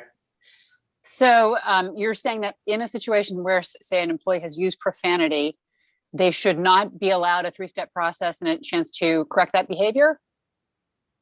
I'm saying it's up to the employer to work out. And, one of the things we heard from a lot of folks when we talked to about this bill is that they said 95% of the terminations that currently happen are for no-shows. People that just literally don't show up to the job. So they don't show up one day, you try to call them, you don't hear from them. They maybe don't show up the next day as well. I mean, what are you supposed to do as an employer in those situations? And that's what's occurring most often in the workplace. Great, thank you.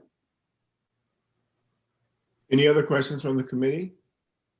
Mr. Picard, this question is for you, but it's for anyone who will testify after about the relation, who represents seasonal businesses that have seasonal employees. Just for my own edification, can you tell me if there is some type of unspoken understanding that seasonal employees, when they have to leave a job, are not being terminated because they will come back in the next season? How is that secured between the employer and the employee, if not in a written contract? I'm just curious. Yeah, and I think a lot of folks will have other information as well. But for retail, you know, if you're being hired on for the holiday shopping season or now going into the spring, you're going to see the lawn and garden centers really increase their hiring. You know, it's for a undefined but short period of time. And there, a lot of those employees are people looking just for a little extra money. So perhaps it's someone just wanting a little extra Christmas shopping money. You know, it's a weekend gig or a night gig. You know, at some point there's a likelihood it will end, but not in every case as well, because sometimes the economy is going better than you anticipate, and you can hold on to more people than you think you can. And then in other seasonal businesses, which are very weather dependent, you know, I'm looking outside right now and we're probably seeing an earlier than expected end to the ski season and the snowmobile season, but it could also snow again next week and extend that season as well. So employers have to have that flexibility to ramp up and ramp down accordingly. And if you have a suggestion, and I'm not saying that you do, to clarify, strengthen, correct any language in the proposal that would protect that ability for seasonal employees to, I guess, somehow be exempt from a disciplinary hierarchy, you know, 3 separate things that are proposed in the bill, would you be able to provide that to the committee before work session? We can try, but I think we're also of the mindset when you look across the country, and as Representative Sylvester says, only Montana is the only state, with the exception of Puerto Rico and the Virgin Islands, that have some form of this. So I think we would have some hesitation about Maine becoming an outlier on this issue. We don't see this as being a major problem. So I would, you know, I'm always happy to work with the committee. You know that we've always worked well together. But in this case, it's going to be hard to find a path forward on this bill, to be honest with you. I understand that. I just wanted to, because you represent a lot of seasonal employers, I just wanted to know if there was a way to clarify this law so that it would remove that fear that seasonal employers wouldn't be able to do what they do without cause. That's all. So thank you very much. Are there any questions from the committee? Seeing none. Dana Duran, David Clough, and then Michael Rowland from the Department of Labor will be here to testify, neither for nor against. Good afternoon, good morning still. Good morning, Senator Hickman, Representative Sylvester. My name is Dana Duran. I'm the Executive Director of the Professional Logging Contractors of Maine. We are a trade association that represents timber harvesting and timber hauling contractors in the state of Maine. We have about 200 contractor members who employ about 2,500 people in the state of Maine. Timber harvesting in Maine is a $620 million component of the state economy and is responsible for 3,900 direct employees in the industry, as well as the additional indirect creation of 5,400 jobs. I'm here to testify in opposition to LD 553. My written testimony has been provided. I want to focus in on 3 components of it, because some of my other points have already been made, and I don't want to belabor the point you already heard from Mr. Park about trucking. We have obviously an enormous trucking component, and he's spoken to that. So I just want to touch on 3 areas. As you know, the forest products industry has gone through a major evolution in the last decade. From 2011 to 2016, we lost 2 million tons of softwood pulp consumption and 2 million tons of biomass consumption. So we were in the midst of a comeback until obviously COVID-19 changed things quite a bit, but also the J explosion. And I want to focus on that for a moment and how it pertains to this bill. So the digester at the J Mill exploded almost a year ago. And as a result of that, it has effectively led to 11,000 less truckloads of wood delivered to that J Mill, and the reduction of 1,000 jobs in logging and trucking. This bill, because of that, would enforce a progressive discipline situation when logging and trucking companies simply do not have work. They do not have revenue. They do not have employment. They could not retain anyone. If they did, they would simply go out of business and be gone. So I think we have to obviously think through those types of situations, and that is obviously pervasive, not just in our industry, but any industry who goes through some type of an evolution like that. Second, we had the University of Southern Maine do a labor analysis for us in 2019. We need 2,000 people in our industry once markets come back, and I see my time is waning. And I can tell you in rural Maine, it is not good to be heavy-handed with any type of employment policy and termination. That reputation precedes you. Lastly, we're now entering mud season.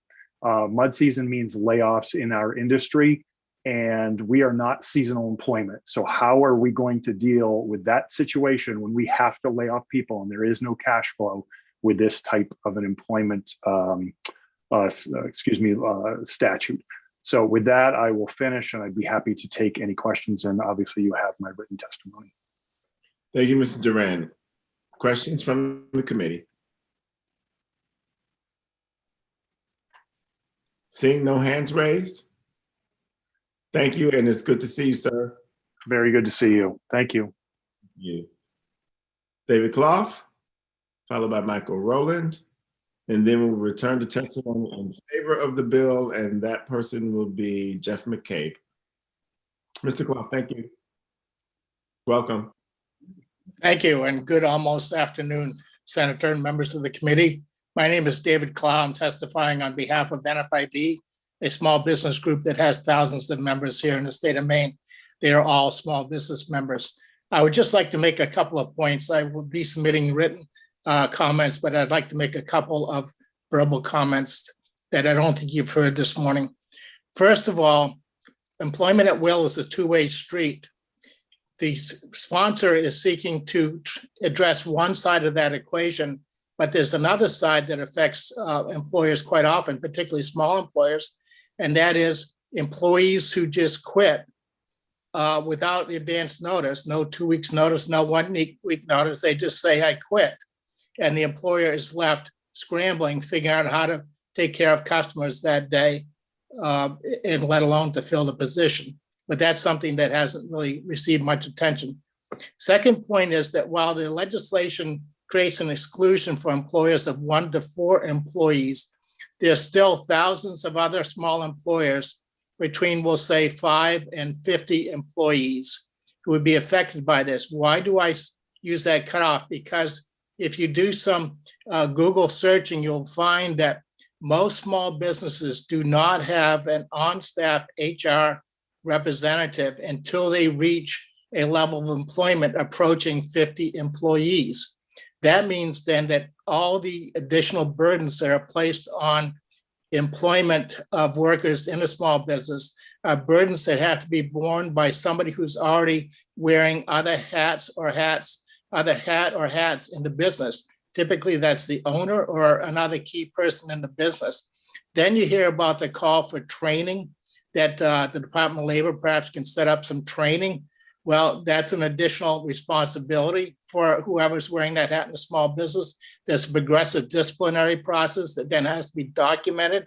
That's an additional paperwork and compliance challenge for a small business owner.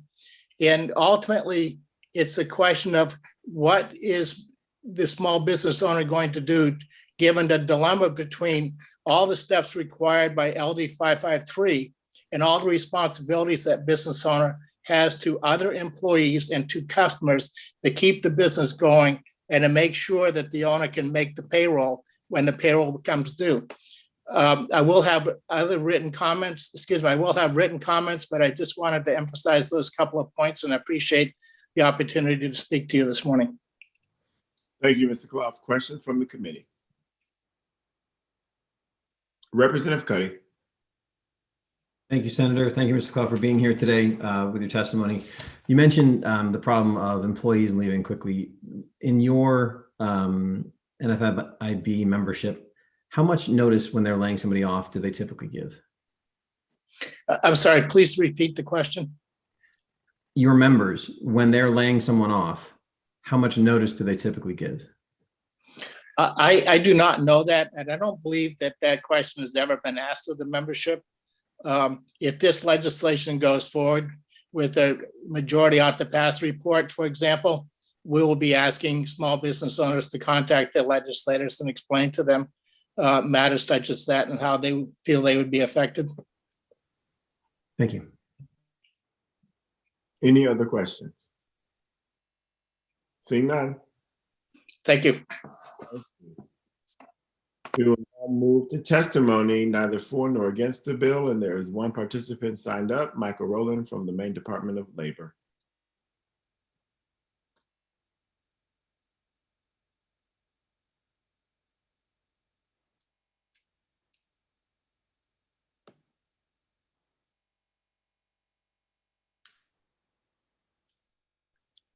Good morning. Have to unmute there. Hi. Am I? I can hear you. I cannot see you, but we can hear you. Oh, okay. Yep. Got to start the video too. I think I'd know by now how to do this. My name is Mike Rowland. Greetings, Senator Hickman, the Representative Sylvester, and members of the Joint Standing Committee on Labor and Housing. I'm Mike Rowland, the Director of the Bureau of Labor Standards at the Maine Department of Labor. Excuse me. While the department sympathizes with the sponsor's apparent interest in promoting job security and preventing unfair termination, I'm here today to speak on behalf of the department, neither for nor against LD 553, an act to end at-will employment. The bill proposal would prohibit an employer from firing an employee without cause. Any termination would have to take place after a three-step progressive discipline policy is applied and after providing notice of termination. The proposal would limit the flexibility that many employers rely on to adjust to changes in market conditions. There's no provision for economic downturn or other unavoidable business problems, and the impact on employers and the economy during a crisis, such as a pandemic or a weather event, could be disastrous. Maine and federal laws already prohibit or restrict wrongful termination under a variety of circumstances, including protected concerted activity, whistleblower protections, protections from retaliation under some statutes, and various kinds of discrimination. Collective bargaining agreements and written or implied contracts may also partially constrain termination. The bill would put Maine out of conformity with federal law and all but one other state. And to our knowledge, no other state has similar legislation pending. The only such general restriction, as has been said, on termination currently is the Montana Wrongful Discharge Employment Act of 1987.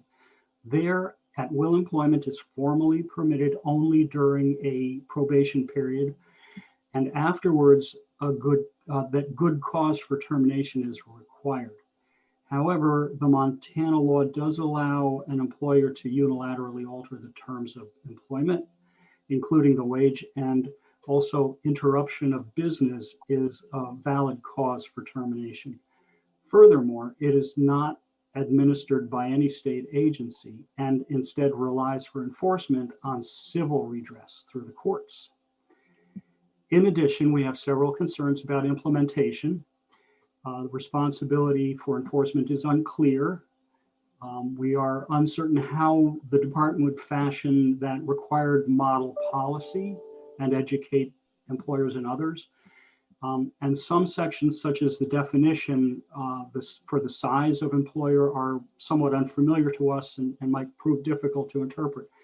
So for any of these reasons, unless Montana enforcement is enforcement is solely by private action, we anticipate there would be significant cost to the department to implement and enforce the statute. And I'll leave it at that. Thank you, Mr. Rowland. Are there any questions from the committee? Representative Drinkwater. Thank you, Mr. Chair. So we've heard requests for data. Some of my members, want data, and that's understandable. So you're saying in your testimony that there are about 40,000 Maine employers. Can you tell this committee out of those 40,000 Maine employers, how many are bad actors? I cannot. I guess what I would do is, and this is only a partial answer, but I would refer you to our wage and hour annual report to the committee, so that you can see at least some of the bad actors. We can't do a complete account on that. Absolutely, and that's understandable. And if I may just have a quick follow-up, Mr. Chair. After hearing testimony and reading the good Representative Sylvester's testimony, it seems to me that he's allowing people to be laid off, which is understandable. We have a lot of seasonal employees, et cetera. We have the J explosion of the paper mill. People were laid off.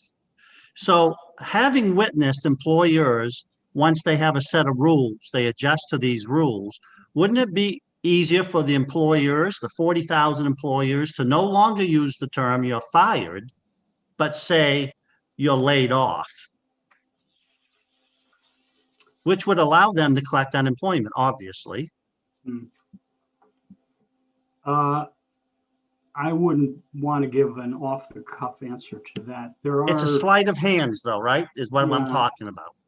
There are distinctions made and ways to determine whether a layoff is turned into a permanent separation under various statutes, I think. But to give a direct and complete answer is beyond me at the moment. All right. Thank you, Mr. Rowland. It's always good to hear from you. Thank you. Representative Cuddy. Thank you, Senator. Good morning, Director Rowland. Thank you for being here this morning, now this afternoon, I apologize. And we are, I've heard a couple of times about slowdowns. You mentioned the pandemic, different economic slowdowns in your testimony and how this bill might impact that. But the bill specifies termination. And if we are in a point where a business is not intending to fire people, they haven't done anything, through no fault of their own, they're going to lose their job because of bad economic conditions. Or even if you brought it to just a single business that has seen a downturn in their business for whatever reason, and they want to get rid of people, they wouldn't fire them. They would lay them off because it would be a lack of work situation. So can you talk about any differences? First off, can you talk about any differences in how the state deals with a lack of work layoff or some other layoff as opposed to firing, a termination? I think it's an excellent question, and I also think that the definition of termination, if this bill goes forward, is going to be important both for the legislature and for us when we try to implement it. I would have to get back to you on where there might be varying definitions of the term terminations, separation, layoff, reduction in force, those things. I'd have to kind of review our statutes. I believe it's in there, and I'll bring back more information. But again, like the previous question, I can't give you an off-the-cuff answer that would be any good. But I'll get back to you. Fair enough. Thank you. Could I have a follow-up to that, Senator? You may. Thank you. But we do currently treat them differently. If somebody applies for unemployment insurance, if they were laid off and they have their layoff ticket, they're good to go. But if they were fired and the employer is asked, the employer says, "No, I didn't lay them off. I fired them." They're not available. They can't get unemployment. Well, but that's also ambiguous, and that's within a set of statutes, the employment security statutes, that I'm not familiar enough with to even begin to comment. But I know people who are in the department, and Similarly also to the question about seasonal employment, there are certain industries within employment security law that are designated as seasonal, and we can tell you what those are too if it's helpful to the committee. So I'll bring back more information either at the work session or whenever is convenient for the committee. I think those are excellent questions, and they're questions that we'll all have to deal with if this legislation passes. So let's deal with them sooner rather than later. Representative Bradstreet. Thank you, Mr. Chair. Thank you, Mr. Rowland, again for being here. We talked a lot about data, so I'm just kind of make a statement that if we're relying on impartial data, the Department of Labor would be the place to go to get that. It would certainly be one of the places. I can't guarantee that exactly what you're asking is available, but we can try. Okay, good, fair enough. Thank you. Yeah, let me add that the more specific and definite the question is for data, it's always you'll always get a better response by being specific in that area. Absolutely, absolutely. Thank you. Thanks. Representative Gear. Thank you, Mr. Chair, and nice to see you, Mr. Rowland. Regarding specific data, one of the things I'm very curious about is what is the percentage of Maine businesses that do not have a progressive discipline policy in writing for employees? Right. I think I heard you ask that question earlier or somebody did of another participant. I'm guessing that we won't be able to answer it, but we'll give it a shot. Great, thank you. And so just so that I'm clear, the percentage of Maine businesses that do not have a progressive discipline policy. Yeah, looking for either the ones that do and the percent that do not. Just want to see the breakdown and what the population is that would potentially need this and might not be following it currently. Okay, I'll do what I can. Are there any other questions for Mr. Rowland? My question is does the department keep any data on people who have been terminated and believe that they were wrongfully terminated?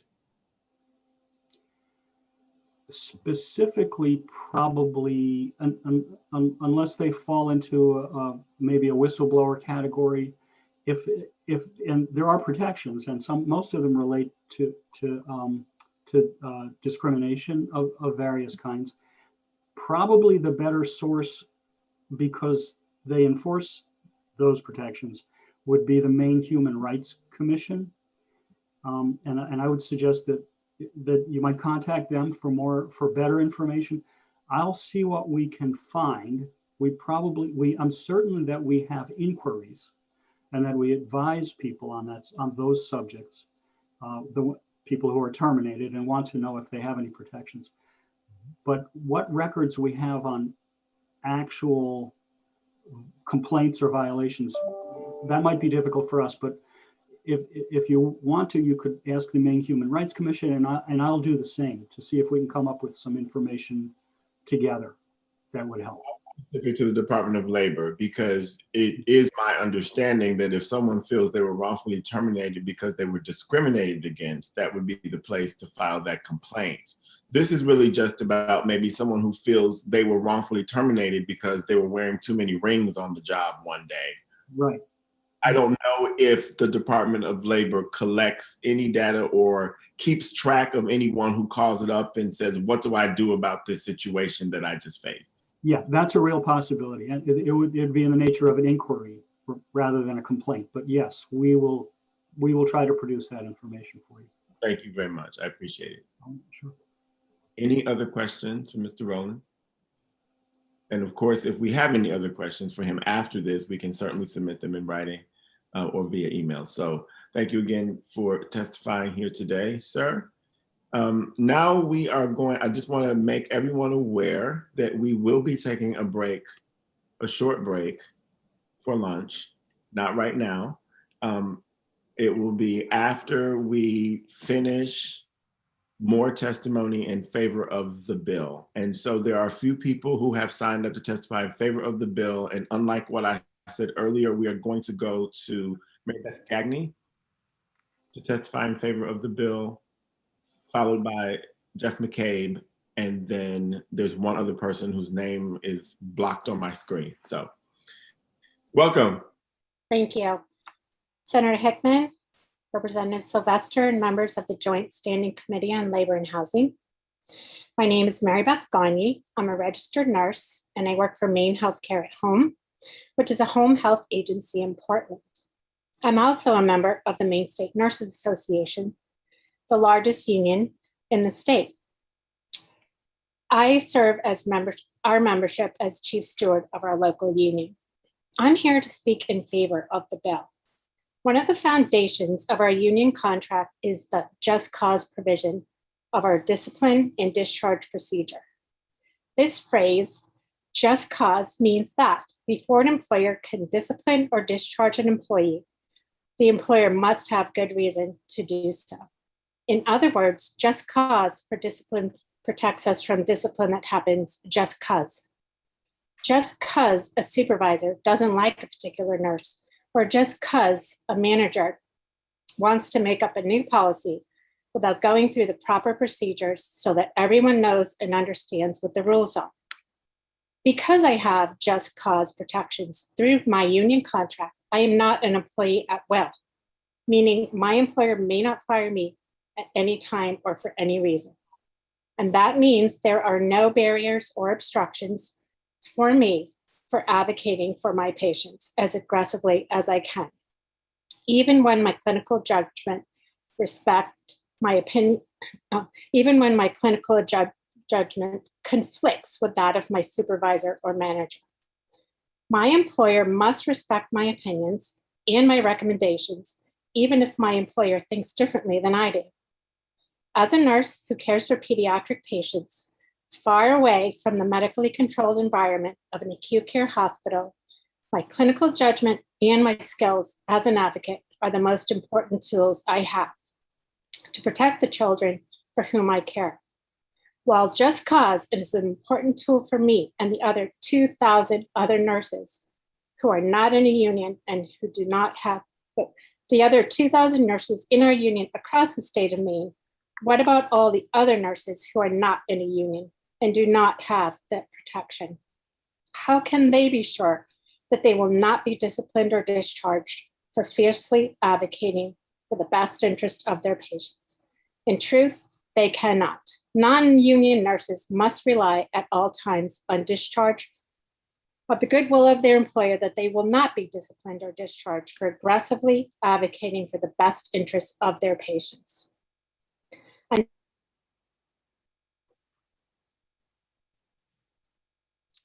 We have, can you hear me? You went on mute, Mary Beth.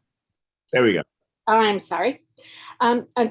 We must empower and trust direct caregivers across the state to use their best clinical judgment at all times without the fear of unjust discipline and discharge. We must eliminate at-will employment in the state of Maine for healthcare workers and for all workers. Thank you. Thank you for your testimony. Are there any questions? Representative Bradstreet. Yes, thank you, Mr. Chair, and thank you for being here. I appreciate all the work that you do. Do you have any figures or statistics to show where nurses who maybe are not in your organization have been wrongfully terminated? I do not. Okay, thank you. Any other questions from the committee? Representative Gear. Thank you, Mr. Chair. And thank you for being here. My question is, what is the process by which a visiting nurse, like in your situation out in a home care setting, what is the process that you are to follow when there is a disagreement, perhaps say on the care of a patient? Well, if a nurse is, or another clinician, we have therapists and social workers as well. If they are called into their supervisor's office, they would have a steward, myself or one of the stewards, attend with them. The case is reviewed. There may be a course of action, and it may be the 3-step process, or things may not be written up, and just education could be provided to that nurse. Great, thank you.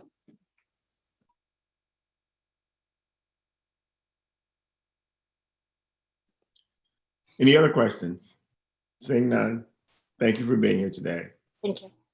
We have 2 more people testify before we take a break. Jeff McCabe and Jeff Young.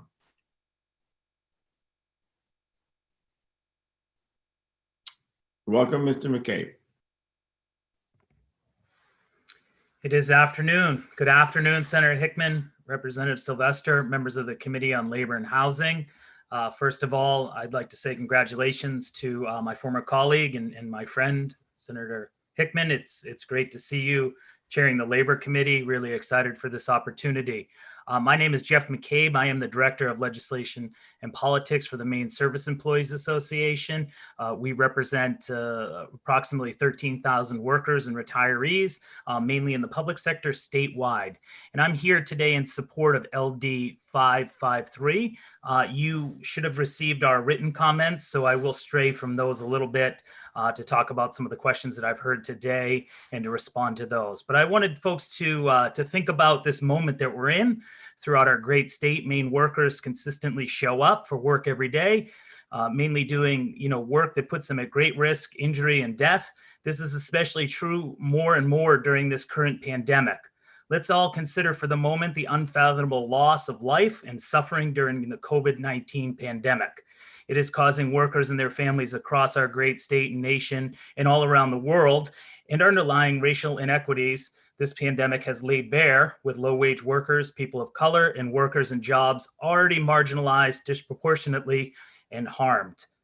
Yet, most of these essential workers have carried out duties for all of us. They continue to carry us throughout this pandemic. The janitors, the grocery store workers, the childcare workers, the retail workers, the restaurant workers, the manufacturing workers, to name just a few, are at-will employees under Maine law.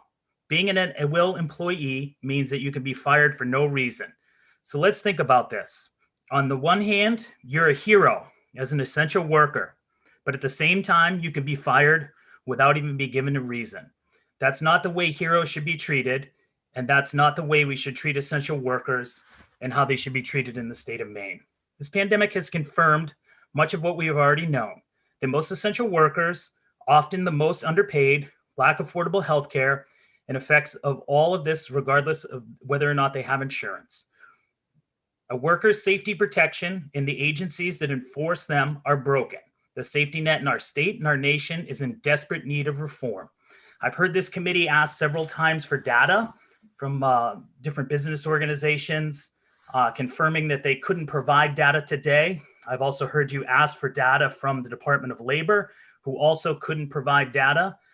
They may be able to provide some piecemeal, but I want you to think about things during this pandemic. It seems to me the only mechanism that workers have to complain is through collective bargaining agreements in organizations such as ours, advocacy groups for those workers.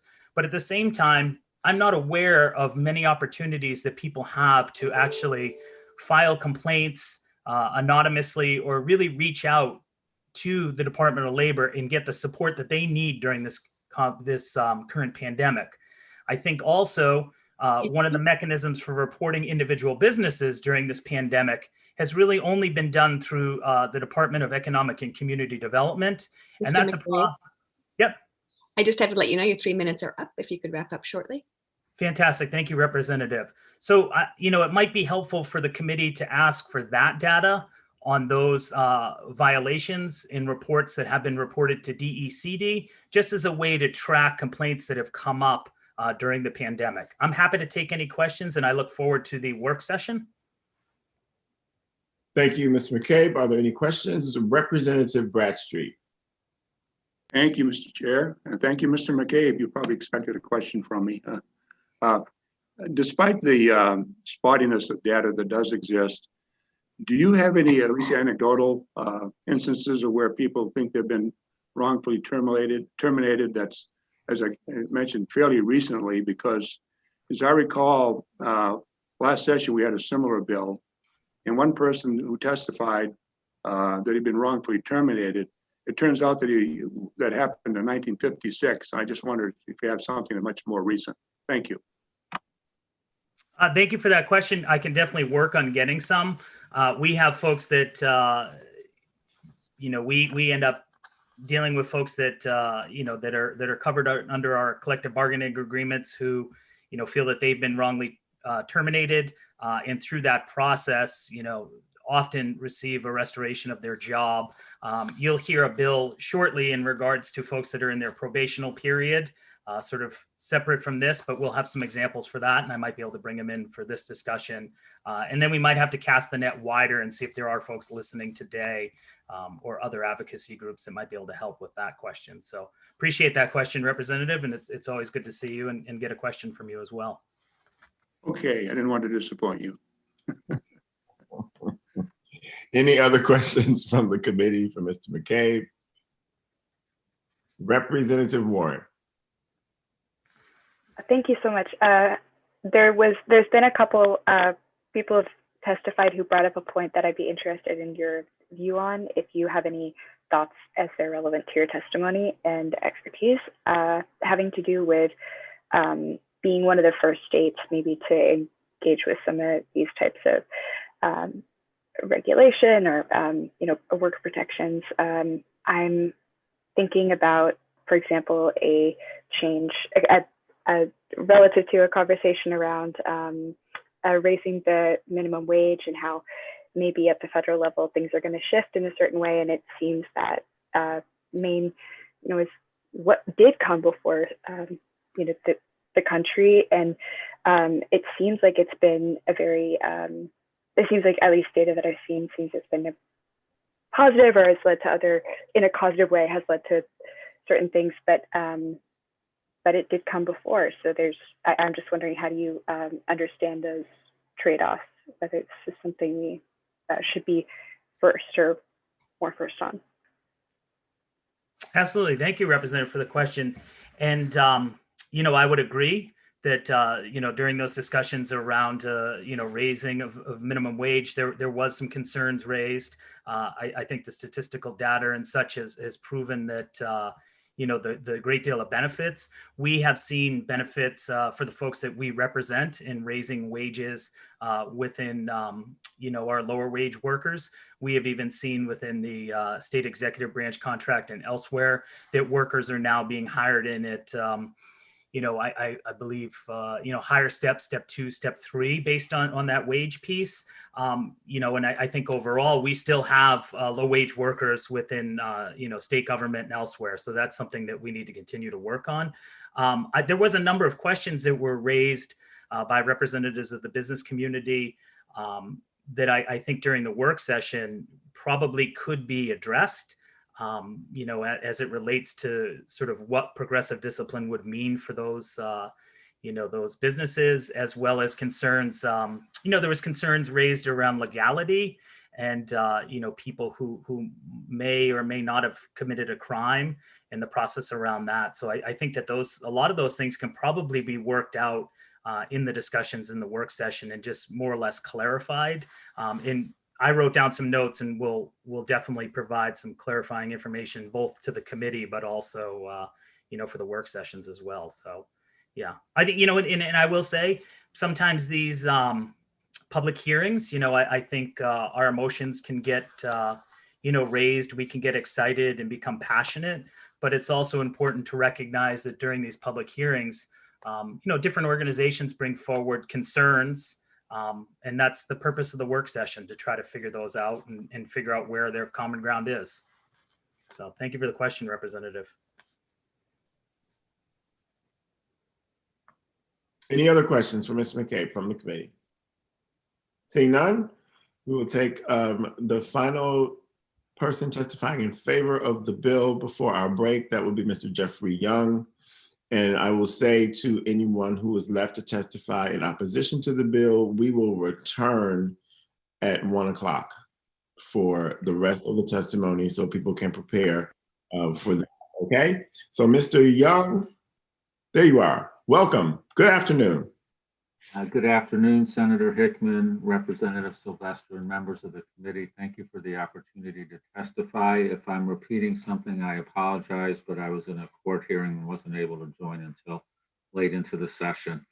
I'm an attorney. I work as a labor and employment lawyer. I'm a member of the Maine Employment Lawyers Association, which has about 75 attorneys here in Maine. We're the ones that field the calls from employees who feel that they've been wrongfully discharged. And I can tell you that we probably in the aggregate get, over 100 calls a year. I'll try to get some data from my members for the committee hearing. I also am a union attorney, and I've been practicing in that regard for about 30 years, and even with just cause provisions similar to those in progressive discipline policies in unionized workplaces, I can probably tell you that over my 35 years, I've arbitrated cases that have resulted in the reinstatement of 50 to 100 employees, so 1 to 2 employees a year. I've also certainly lost my share because beauty is in the eye of the beholder about whether somebody was justifiably discharged. What I really want to say here this morning, though, is I think it's a myth that Montana is the only state to have abolished at-will employment. It's the only state to have done so statutorily, but many states have abolished the at-will doctrine, particularly with regard to employment handbooks, where they say that an employer has to follow the employment handbook. And there is an opinion from a very respected judge here from Maine, Judge Kermit Lopez, some 25 years ago in Taliento versus Portland West Neighborhood Planning, in which Justice Lopez, in a footnote, cited the 38 jurisdictions and cases involving employment handbooks in which the at-will doctrine had been rejected. So it's simply wrong to say that at-will is the rule all across the country, at least with respect to handbooks. There are other states that have adopted other exceptions to the at-will doctrine, including good faith exceptions and whistleblowing and that. What I commonly get from employees when they call and say that they've been wrongfully terminated is that it's in my handbook and it's unfair, I wasn't treated right. And my response today is the same as it was before Justice Lopez's dissent.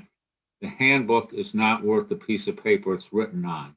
Unless you're represented by a union or have a contract of employment, regardless of what the handbook says, you can be fired for good reason, no reason, or bad reason.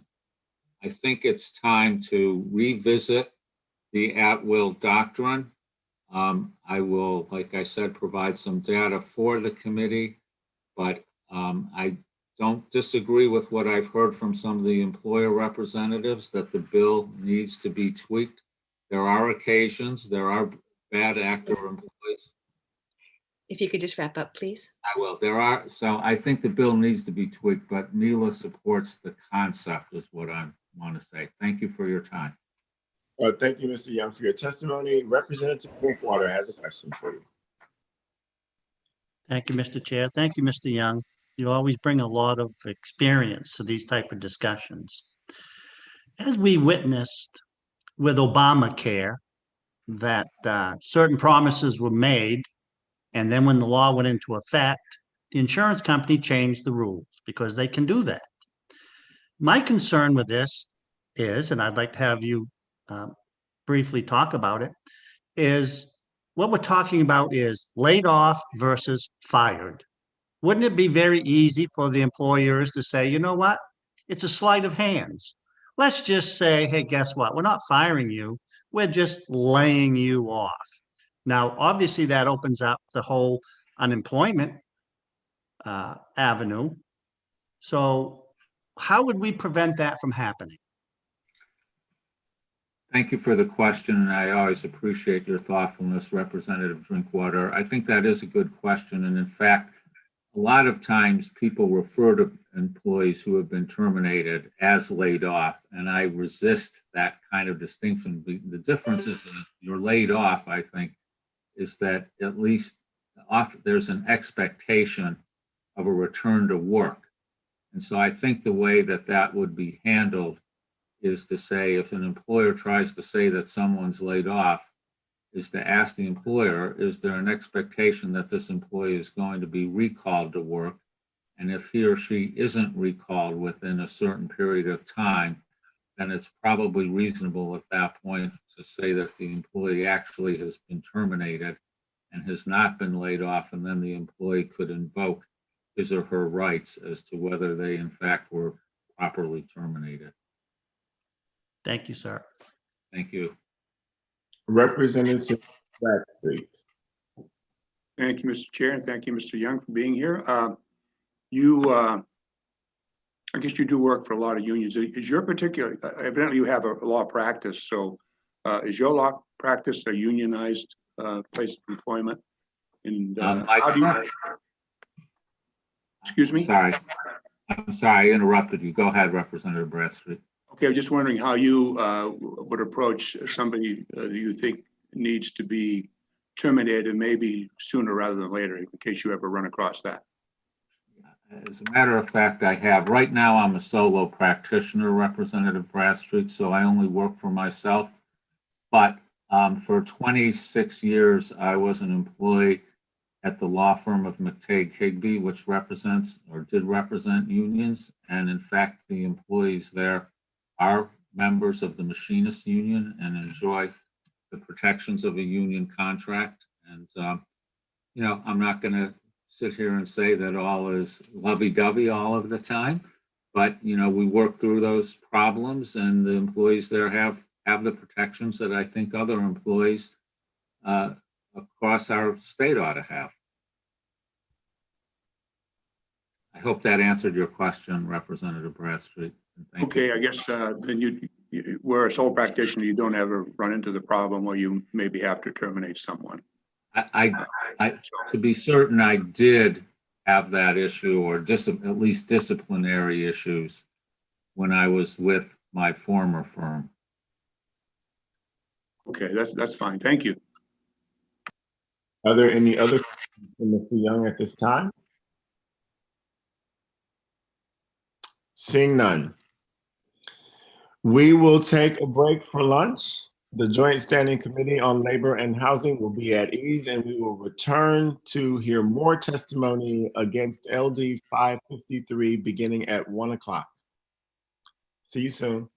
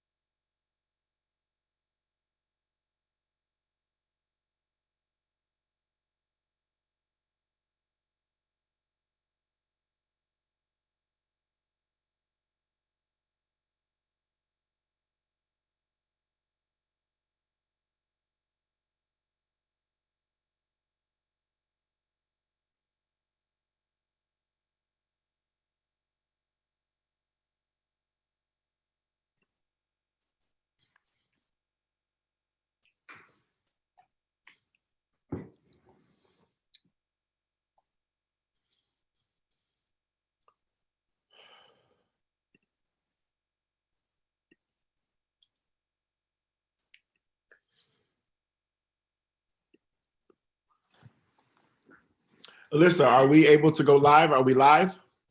Yep, the stream continues while we're on break. Perfect. It is 3 minutes after 1 o'clock in the afternoon. We will return to the Joint Standing Committee on Labor and Housing, the public hearing on LD 553, an act in at-will employment in Maine, sponsored by Representative Michael Sylvester, is in front of us today. We have, just so that everybody knows who's listening in, 1, 2, 3, 4, 5, 6.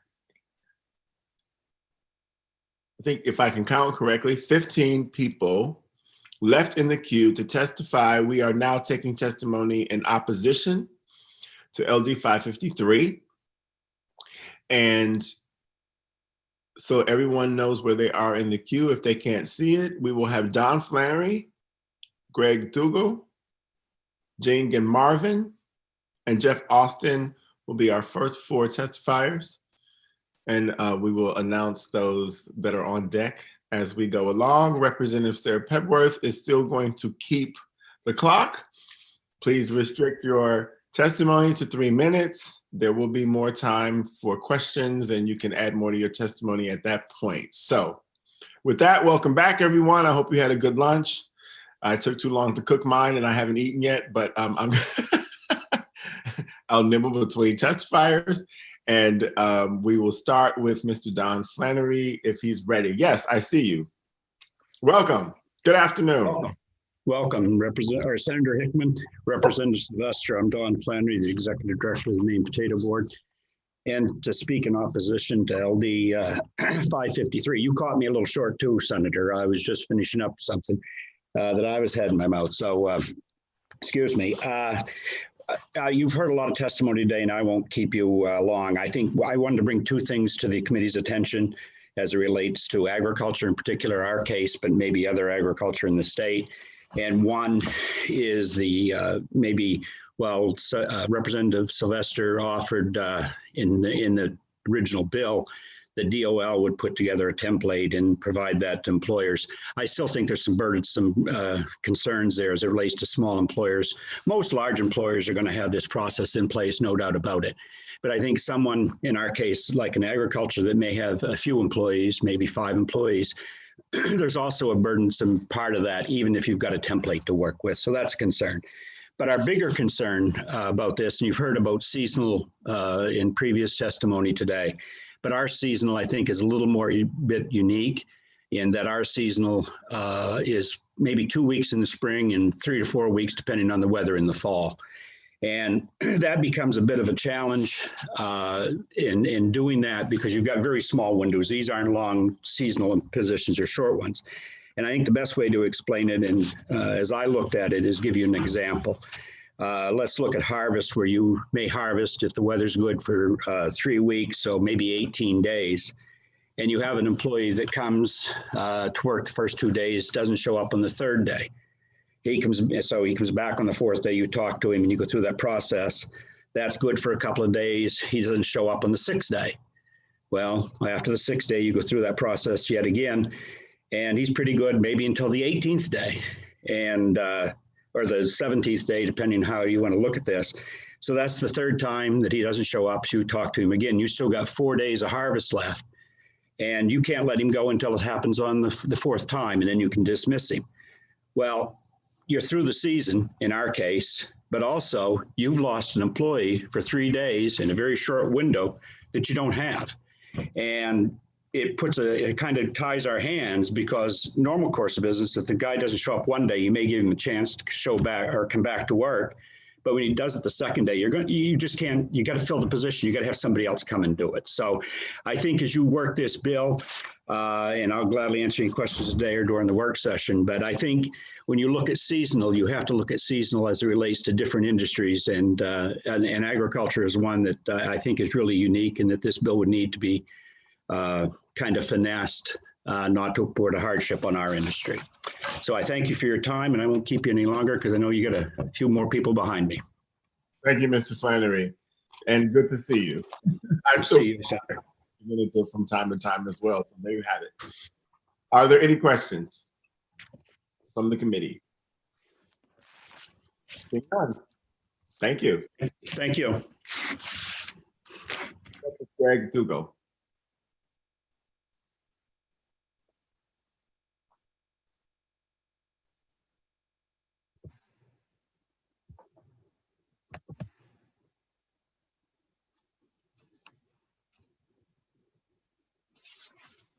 Welcome. Thank you, Senator Hickman. My name is Greg Dugal, and I'm here speaking on behalf of Hospitality Maine and our over 1,000 restaurant and lodging members in opposition to LD 553 and Act to End At-Will Employment. I will also try to be brief because I know you've been at this for quite some time already. But I would like to reiterate the fact that Montana is the only state in the U.S. that is completely not at will. All other states in the U.S. have some version of at-will employment. This proposed statute would make us completely not at will. Again, I don't want to belabor the point, but the hospitality industry has obviously been through some hardships. Continuously adding new things that they need to accomplish is not helpful. I have 3 points I would like to make. Regardless of what Representative Sylvester says, the way this bill is written would make it very difficult for a seasonal property that has outside dining areas that are closed after the fall season from ever laying anyone off. A person who is part of a reduction in workforce could always claim they were terminated illegally because it happened without the three-step process described in the proposed legislation based on the fact that she or he was selected for that layoff and not someone else. Is layoff a just cause? Not according to the definition that was provided. It will be something the courts will sort out for years, and there is no precedence for this law as it is written here in this country, potentially provoking the right to private action that Representative Sylvester said seems to be somewhat limited. I would argue that point. Also, we have tremendous concerns about the way the egregious violations by an employer are handled in the proposed statute. Violations of statute are not always easy to define, especially if law enforcement is not involved. It could put the onus on the employer to defend themselves after enforcing on their own the very laws and regulations that may have been promulgated by this committee and the legislature. Most of these issues are handled by the employer and not a police officer. Most hospitality business owners don't have law degrees. Consuming alcohol or drugs on property or before arriving to work, verbally harassing an employee or supervisor, being extremely rude to a customer, not showing up to work without notice may not rise to the level of illegal activity, but can certainly rise to a level more onerous than being late to work a few times. Not only can we not terminate anyone based on these issues, but we have to give them 3 more chances to repeat the same or similar violation. Seems odd that the employer has to go through this process when the employee can quit without notice at any time. So I thank you very much for listening to me, and I think I beat the clock, Representative Tebworth, and you all have a wonderful day. Happy to answer any questions. Thank you, Mr. Dugal. Any questions? Seeing none. Thank you. You're welcome. Thank you. Gene Marvin will be next. Jeff Austin will follow, and Jessica La Liberty is on deck, followed by Josh Tardy. Welcome. Good afternoon. Thank you so much. Senator Hickman, Representative Sylvester, and members of the Labor and Housing Committee. My name is Jean Marvin. I reside in Scarborough, and I'm here to testify in strong opposition to LD 553 and Act to End At-Will Employment. I'm employed as the innkeeper at the Nonantum Resort in Kennebunkport. We are a seaside resort established in 1884 and owned by 10 members of my family. We have 109 rooms and 4 food outlets, and on a seasonal basis employ up to 200 workers. On a year-round basis, there are about 16 of us, meaning that seasonal layoffs are a way of life for us. LD 553 would completely decimate a business that I have spent the past 23 years building. We pride ourselves on expecting a lot from our team, and they in turn expect a lot from us. One of the foundations of who we are as an organization and as a Maine-based family is that we are a work family. We take care of each other. LD 553 would allow members of the Nonantum family to do less than their best and still be allowed to be part of our team. This flies in the face of our values as an organization. And I want to give you an example that happened one night. In our kitchen, a waitress put an order in, And when she brought the food out, the people said, "Oh, that wasn't what I ordered." And she realized she keyed it in incorrectly. And so she went back to the chef and handed him the plate back and said, "I'm so sorry, I put the wrong order in. Can you please remake this to Dada?" And he said some very unkind words to her and threw the plate at her. What happened was our chef immediately brought him into his office, talked to him, and at that time he was terminated because there's no place in the Nonantum Resort for that kind of behavior. As a business, we should be allowed to take immediate action when inappropriate behavior takes place. Our team and guests certainly deserve this respect and this level of safety. Should government really be allowed to tell me who I can and can't have as a member of my team, regardless of their behavior? I think not. My family and I take financial risk each and every day. Why should someone in Augusta decide how we're going to run our business? I would like to tell you that following a 3-step warning discipline policy would result in meaningful conversations and respectful signing of dialogue, but my experience is that is not the case. Most people are informed when they're informed they're being terminated, they storm out. The idea of getting them to sign a document is just not workable. And I want to tell you, in 23 years, I've maybe fired 20 people, and almost all of them is because they didn't show up to work. I mean, it really doesn't happen. So I know I'm short on time, and so I'm going to tell you there's an unbelievable shortage of workers in this state. We treat our workers like gold because we have to and because it's the right thing to do. And so I want to thank you for the opportunity to speak on this, and I'm happy to take any questions. Thank you, Ms. Marvin. Are there any questions? Representative Bradstreet. Thank you, Mr. Chair. Thank you, Ms. Marvin, for being here. I'm just going to ask you a straightforward question. How could you enter someone into the process called for in this particular bill if they're not even there because they don't show up? Yeah, I think that would be challenging.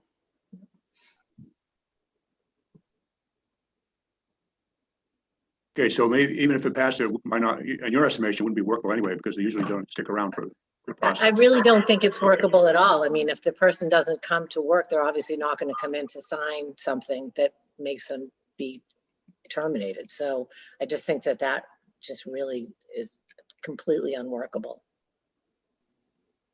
Okay.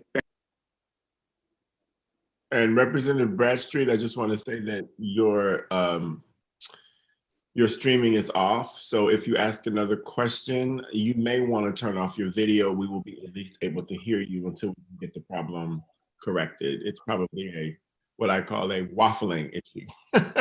It could be. I've waffled a few times. They've actually been in the cross building, so it should be good, but it's not. Thank you. I will stop my video then. Yeah, I just know that you're here and it's perfectly fine for you to ask a question if you can't show up. Thank you. Any other questions for Ms. Marvin from the committee? Seeing none. Good to see you. Thank you so much. Thank you. Mr. Jeff Austin will be next, followed by Jessica LaLiberty, Josh Tardy, and then Josh Tweedy. I am here. Can you see me? Yes. Welcome. You can see and hear.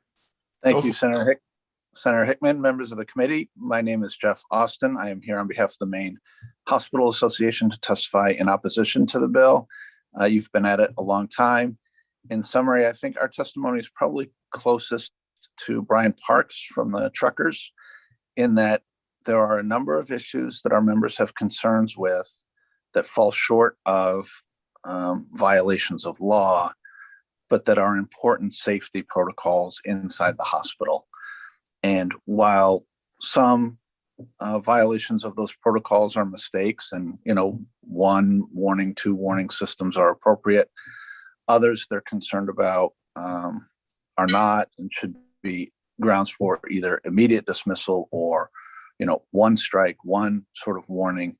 But it's typically rooted in patient safety, and you want to make sure that you're doing everything you can to make sure, what could be catastrophic mistakes, patient harm don't occur. So I think most of our employers are so big that they have, broadly speaking, progressive discipline policies. I don't know that they're all consistent as required by this bill with a 3 or 4 strike system laid out. So for those reasons, we would ask you not to upend the system we have in place today and to reject the bill. With that, I'd be happy to take any questions. Thank you, Mr. Austin. Are there any questions from the committee?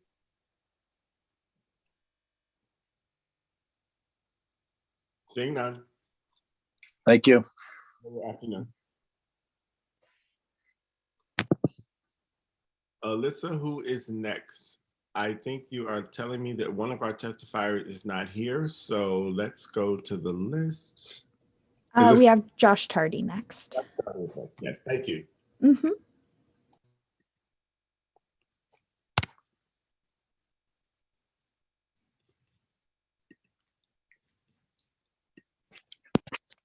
There he is. Welcome. Good afternoon. Good Thank you, afternoon. Senator Hickman, Representative Sylvester, and distinguished committee members. I'm Josh Tardy. I'm a resident of Newport. I'm a lobbyist with Mitchell Tardy Jackson. And again, today I'm presenting testimony for Allison Susi, the Chief Operating Officer and Director of Government Affairs at the Maine Tourism Association. The association is the state's largest advocate for tourism-related businesses. Includes lodging, restaurants, camps, campgrounds, retail, outdoor recreation, amusements, and a range of other businesses. And to be clear, the association opposes LD 553, and it opposes on broad grounds, but I want to be responsive to Senator Miramont and his request that those who testify provide specific and sort of constructive points. And I certainly appreciate the bill sponsor, Representative Sylvester's acknowledgement of the issue on seasonal employment. And that's really where I want to focus my comments today, Mr. Chair. The tourism industry views the bill as unworkable in that it doesn't consider, at least as drafted, the seasonal nature of our tourism sector. And many of our members will not be able to likely fall into the 20-week exception. And we have issues with how this bill and it's how it would be practically implemented as we deal with progressive discipline for seasonal employees.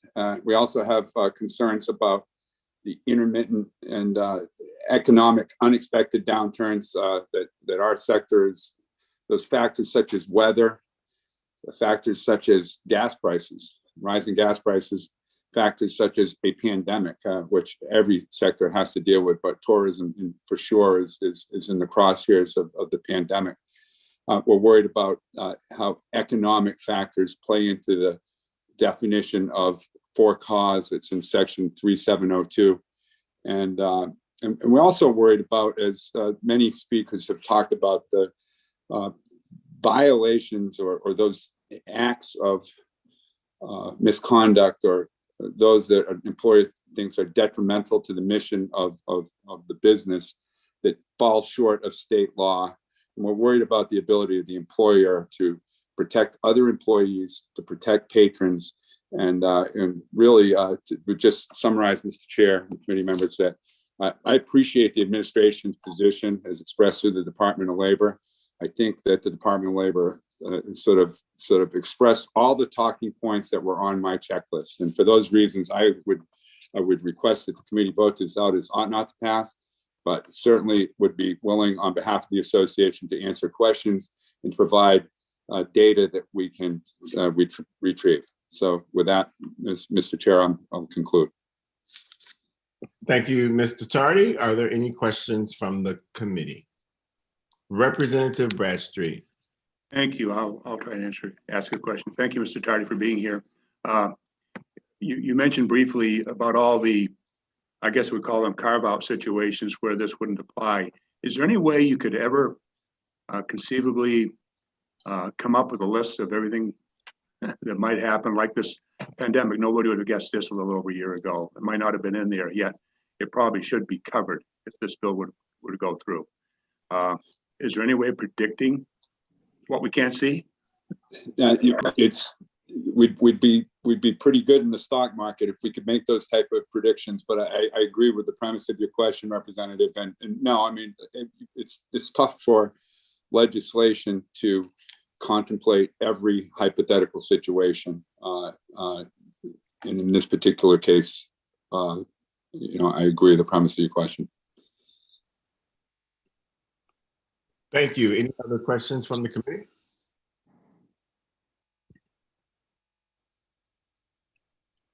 Seeing none, we will move on to Jessica LaLiberty. We had an error. I will take responsibility for that. My apologies. There you are. Thank you. Good afternoon, Senator Hickman, Representative Sylvester, and members of the Joint Standing Committee on Labor and Housing. My name is Jessica LaLiberty. I'm the Policy Relations Manager for the Manufacturers Association of Maine. We are a nonpartisan, pro-growth, pro-manufacturing industry organization representing 400 members and the 29,000 workers they employ. We are here in strong opposition of LD 553, an act to end at will employment. This proposal gives us great pause. I will just go over the highlights of our testimony. You have written testimony in front of you. As written, an employee who has behaved inappropriately toward another, sexual harassment, physical or sexual violence, stalking, would have to be given 3 notices before being dismissed. This bill ties the hands of employers. What about their need and desire to maintain a safe, non-threatening work environment? How is an employer to keep all workers safe? This bill would eliminate a business's right to have a zero tolerance policy. While there is an attempt to include a provision that an employer may terminate for behavior in violation of state law, what that means is unclear. Does a court have to find a violation has occurred? If a business believes a violation has occurred, but they are incorrect, is that termination in violation of the law? Or taking bad behavior out of the equation, in an economic downturn, a manufacturer would be unable to resize its workforce. LD 553 is yet another attempt to further regulate private business. An employee could be robbing the company blind, yet have to be given multiple chances to correct their behavior. What about egregious safety violations? Many of our members work with chemicals, gases, and heavy equipment and have very stringent safety rules. Any violation of these cardinal safety rules that could lead to injury to themselves or to another employee would be a case for automatic dismissal, but under this bill, it would require 3 notifications. What about a hostile work environment, conflicts of interest, working for a competitor at the same time, insider training? We've heard about the job abandonment, time card fraud, accepting or facilitating bribes. We again find ourselves asking the question how this bill aligns with the objectives outlined in the governor's economic plan. How, if passed, would this bill help to provide a stable business environment or attract new companies to come to our state? This proposal is bad for business and it's bad for the state of Maine. Businesses should be allowed to set their own standards of conduct. We have a duty to protect our employees and keep them safe on the job, and we have a right to protect our investments and our assets. We've heard from many members who are extremely concerned about this bill. One said that it would have a chilling effect on hiring, and another noted that they had a scenario just last month that it would set us up to have resources continue to be drained assessing poor performance because we would be required to go through a 3-step process, giving the employee sufficient time to demonstrate progress between steps, all the while knowing that the employee is not a fit. As a small company with very limited capacity, this would be devastating. We're barely surviving right now, and we cannot afford to waste time on issues that are not productive. For this and many reasons, the Manufacturers Association of Maine opposes LD 553, and we urge a not to pass vote. Thank you. Thank you, Ms. LaLiberty. Are there any questions? And again, I apologize. The name and No problem. you and now we are, but it's all good. You're here, It's and it doesn't look like the committee has any questions. Thank you. Tony, and see you again. Alyssa, who is next? Next, we have Larry Grondin.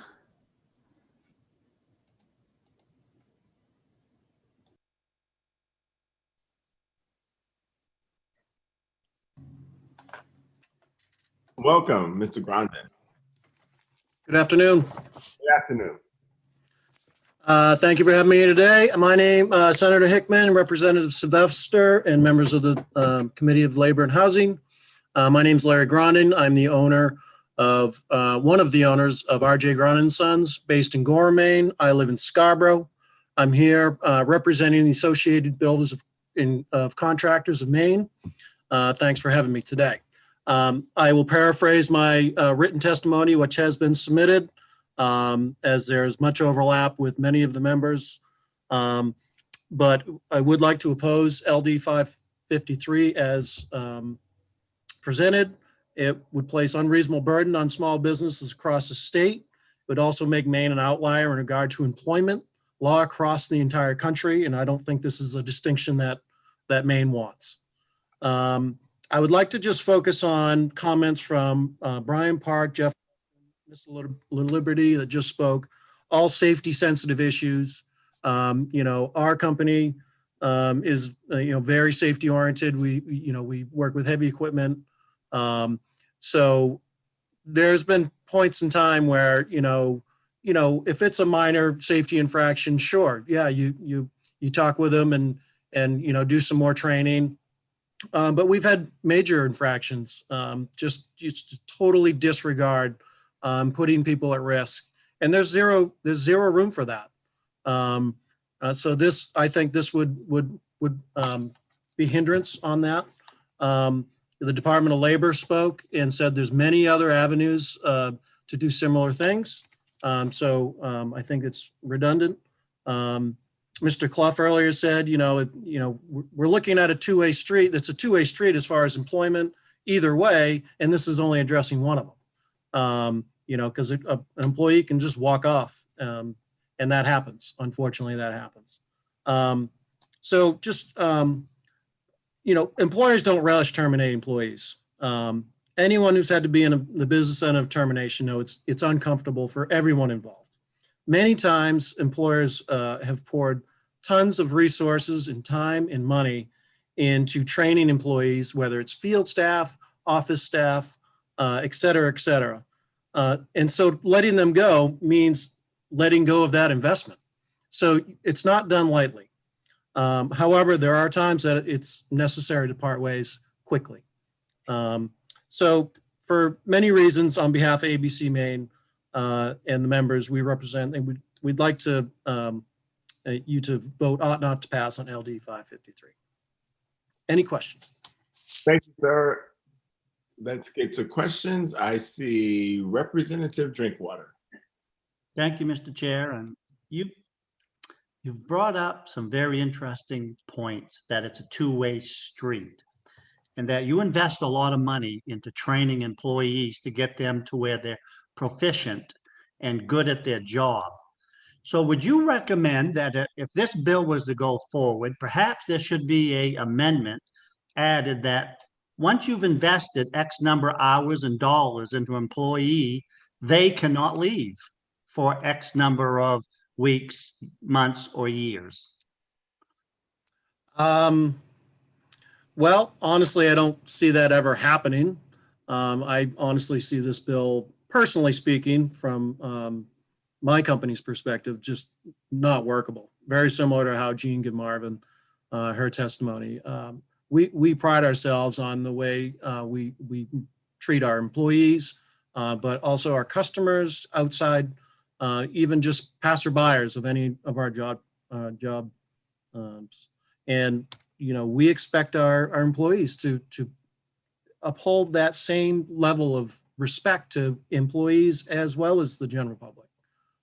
So to answer your question, I don't see that passing.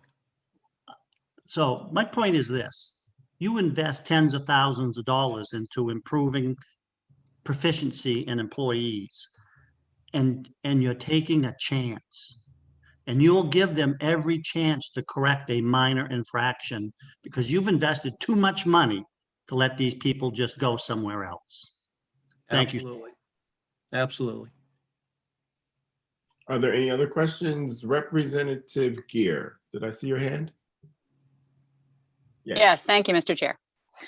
And thank you, Mr. Grondin, for being here today. Two questions for you. One is, so in your company, when an employee joins, those kinds of egregious, one strike and you're out kind of violation of safety, serious issues, are those communicated to the employee as such? And how often do those kinds of situations happen in your experience?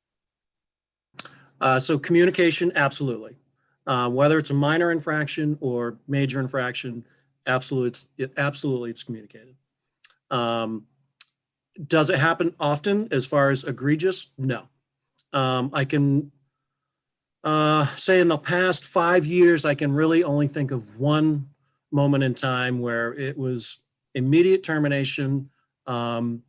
People's safety was at risk on the side of a road, which also turned into an environmental issue. So just total blatant disregard of multiple company, state, and federal rules and laws. So in that case, on the spot, communicated, but on the spot termination. Again, but I can't think of many times that's happened in the recent past. Minor infractions, absolutely. We're a larger company. We do have a step process, but we also reserve the right for immediate termination if it warrants it. And it's not willy-nilly. We invest a lot of time and training in every employee in our company, whether it's you're running a hand shovel or you're a project manager running millions of dollars of work. I hear you. Great. Thank you. Any other questions? Seeing none, thank you, sir, for your testimony. Thank you. I appreciate your time. Next up, unless I am mistaken, is Nikki, followed by Peter Gore. Oh, I'm sorry. My mistake. Matthew Marks is next. There we go. Thank you. Appreciate it, Mr. Chairman. I too am I missed lunch, so I feel your pain. Thank you, members of the committee. I'm going to spend the time sort of covering this stuff. I provided written testimony. My name is Matt Marks. I'm with Associated General Contractors of Maine, and I live in Scarborough.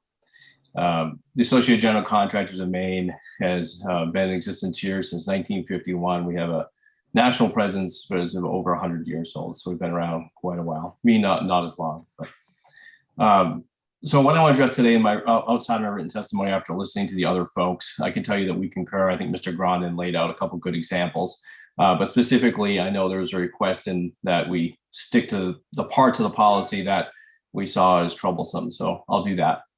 So for me, there are three layers. There's the policy, the law, and the regulations, and then the layoff scenario. For the law and the regulations, I think it was clear that adding federal laws to that is very important.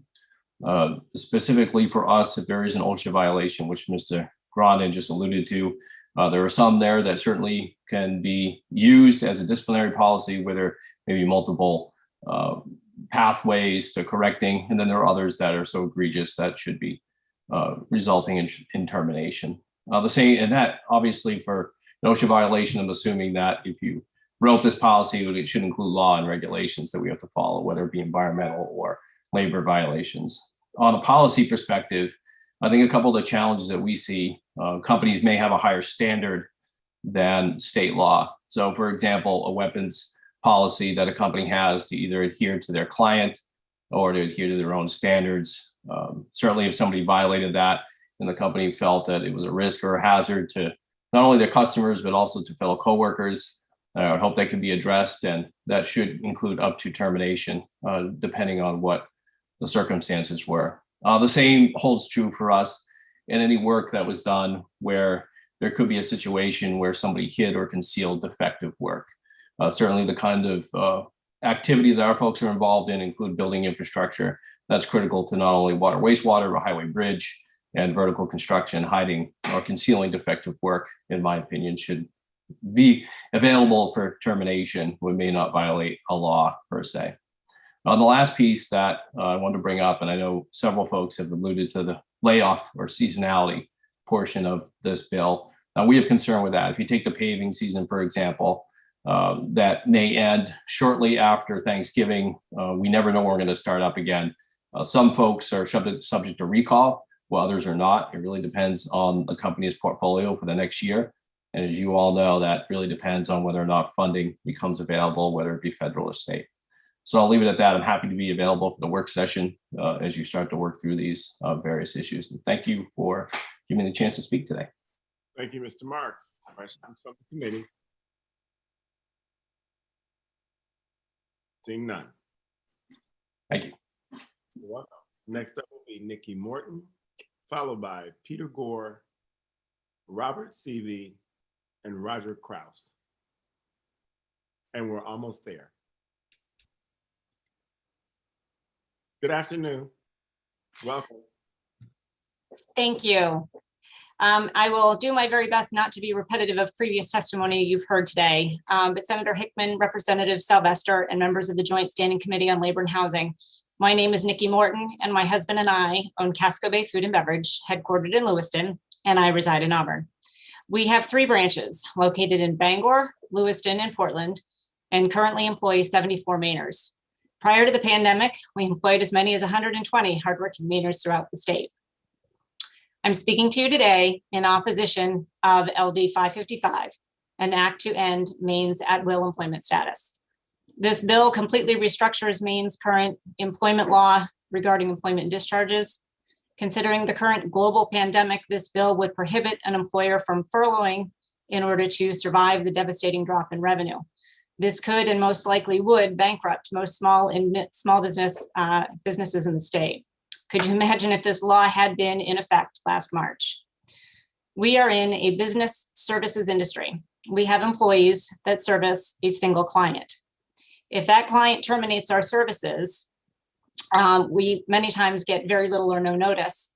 And this bill would prohibit us from being able to lay off or terminate the employee who services this single account. If we have a client that decides they no longer want one of our employees servicing their account for whatever reason, we would not be able to terminate this employee under this bill, even if we would have no other account for them to service. This bill states that if an employee breaks the law, we can terminate their employment without notice. However, due process could take several months or years for them to have determined to have broken the law. Anti-business legislation such as this will certainly deter other businesses from moving to our state. In fact, it could drive existing businesses to move their operations or employment base somewhere else entirely. All business mergers may cease to exist. What business would want to merge with another company and be forced to retain every employee regardless of their intended business model? Just wouldn't happen. Business owners recognize that our employees are our most treasured assets.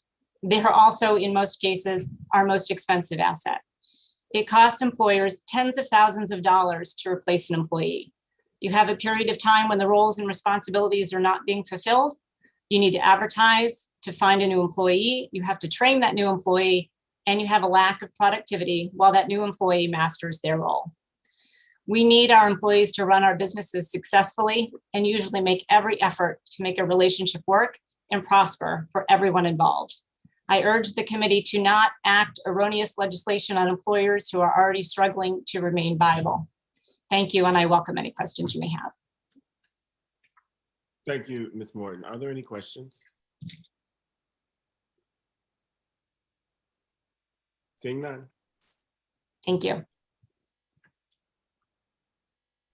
Thank you. Next up will be Mr. Peter Gore, followed by Roger Kraus, Steve DeMillo, and Victoria Wallach. Good afternoon, Senator Hickman and Representative Sylvester and members of the Joint Standing Committee on Labor and Housing. Thank you for your patience in waiting through all this testimony today. The difficult part when you get to this point in the hearing is what do you say that's different that you haven't already heard about this bill? I'm going to try and just touch on a couple of things. First of all, there's been some discussion about whether a written statement of termination of employment. You should know that Maine already has that law. It's in Title 26, Section 630. And you may want to take a look at that as you go forward. The issue of employment at will has been discussed and debated in this committee in the past. In 2000, it was LD 2147, and in 2003, it was LD 1117. And a lot of the same issues that have come up today came up then. The bill is fraught with problems and will encourage litigation there is a private right of action in section 3705 in this bill. And because of the vagueness of the violation of statute and the issue around layoffs, both of which you've heard about, that will only be settled by a judge or a jury. And that means litigation and cost for small businesses. Lastly, I want to talk about the impact on other employees that folks have already discussed and touched on. I couldn't tell you today for certain whether an employer would discharge an employee for the deliberate neglect of mandatory safety procedures that resulted in another employee's injury. But under LD 553, they could be neglectful 3 more times. I could not tell you for certain today whether an employer would immediately discharge an employee for being drunk at work and operating a heavy vehicle, a heavy machinery or vehicle, but they could be drunk 3 more times at work under this bill. And I cannot tell you for certain whether an employer would discharge immediately an employee for bringing a loaded firearm to the workplace despite an employer's strict no weapons policy, but they could bring their weapon to work 3 more times under LD 553. This isn't always about protecting the employee in question. It's also at times about protecting their fellow employees. We are strongly opposed to LD 553, and we strongly urge you to give this an ought not to pass recommendation. Thank you. Thank you, Mr. Gore. Are there any questions from the committee? Seeing none. Thank you. You're welcome. Thank you for being here. Roger Kraus will be next, Steve DeMillo, and Victoria Wallach. And if I pronounced your name incorrectly, please, you will let me know. It looks like Roger Kraus has left, so I'm going to go ahead and promote Steve DeMello.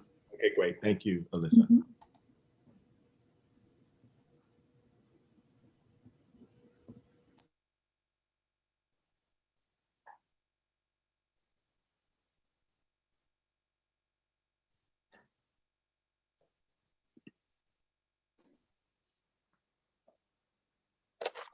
Welcome.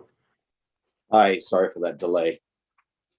Good afternoon, Senator Hickman, Representative Sylvester, members of the Labor and Housing Committee.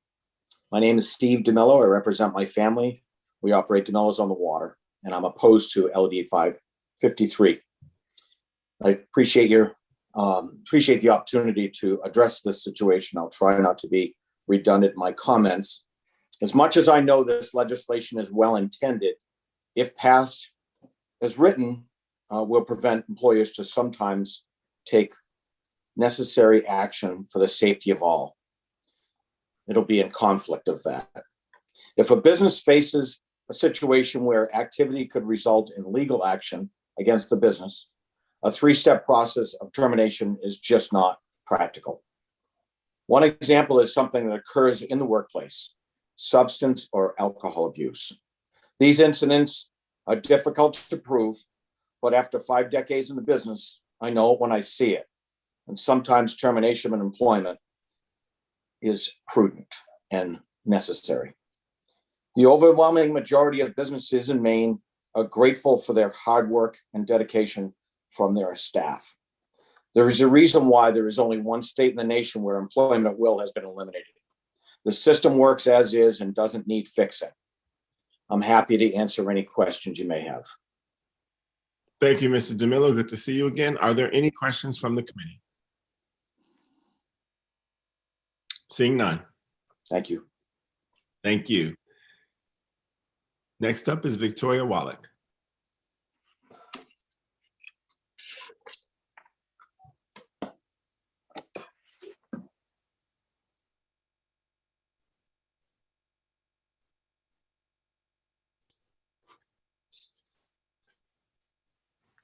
Welcome. Are you ready for me? Yes. Oh, hi. Thank you. Hello, everyone. Senator Hickman, Representative Sylvester, and members of the Labor and Housing Committee. I am Victoria Wallach, Communications and Government Relations Director for Maine School Management, representing the Maine School Boards Association and Maine School Superintendents Association in opposition to LD 553. The bill is unnecessary for schools because only a negligible fraction of school employees now lack legally enforceable job security. School employees are protected by overlapping provisions, including collective bargaining agreements, individual contracts, and statutes, which give them a choice of remedies if they were terminated without just cause. It's also critical to understand that our first responsibility as school leaders is to do what is in the best interest of students and to keep them safe. Most school employee terminations result from the need to protect and properly educate children. This would tilt the balance in favor of the employee over the student. The bill also invites litigation. It says an employee has no private right of action under this chapter, except that an employee may file a lawsuit at any time he or she claims the employer did not follow the progressive disciplinary policy required by law. Under this law, every single employment termination, as we see it, could be litigated. It also sets up a system of progressive discipline, which again, we believe is not in the best interest of the students we serve. It requires the first step must always be limited to a verbal warning, no matter how bad the behavior has been, unless the employee has violated state law. And no matter how egregious the behavior, the employee is given multiple chances to repeat it. We would add that the collective bargaining agreement invariably have progressive discipline requirements that are suited to school employment. If this law is passed, those policies will conflict with and greatly complicated existing progressive discipline protocols. In fact, there is no exception in the statute for individuals covered by collective bargaining agreements or other contracts. An employee who is a member of a collective bargaining unit could grieve the termination as we see it through arbitration and could also file a lawsuit under this law, either simultaneously or consecutively. This bill also does not provide any time frame for allowing an employer to make a determination regarding whether or not a new employee is capable of successfully performing the job. This was an important discussion we had last session regarding a bill that is up again this year, LD 775, and it was a definition, I'm almost finished, of public employee. And we are happy with what we now see in that bill. During the probationary period, an employee may be dismissed, suspended, or otherwise disciplined without cause. Dismissal, suspension, or any other disciplinary action against an employee during the probationary period is not a subject to the grievance and arbitration provision of the collective bargaining agreement. And this will be before your committee, I assume, shortly. I'd be happy to take any questions, and thank you for allowing me to speak. Thank you, Ms. Wallach. Are there any questions from the committee? I do not see any hands raised. Thank you for your testimony. Thank you. And at this time, those are all the people who have signed up to testify because of technical issues. I will do a last call for testimony. And if anyone was erroneously not signed up, please make that clear to our clerk at this time. I'll give you a minute, 30 seconds.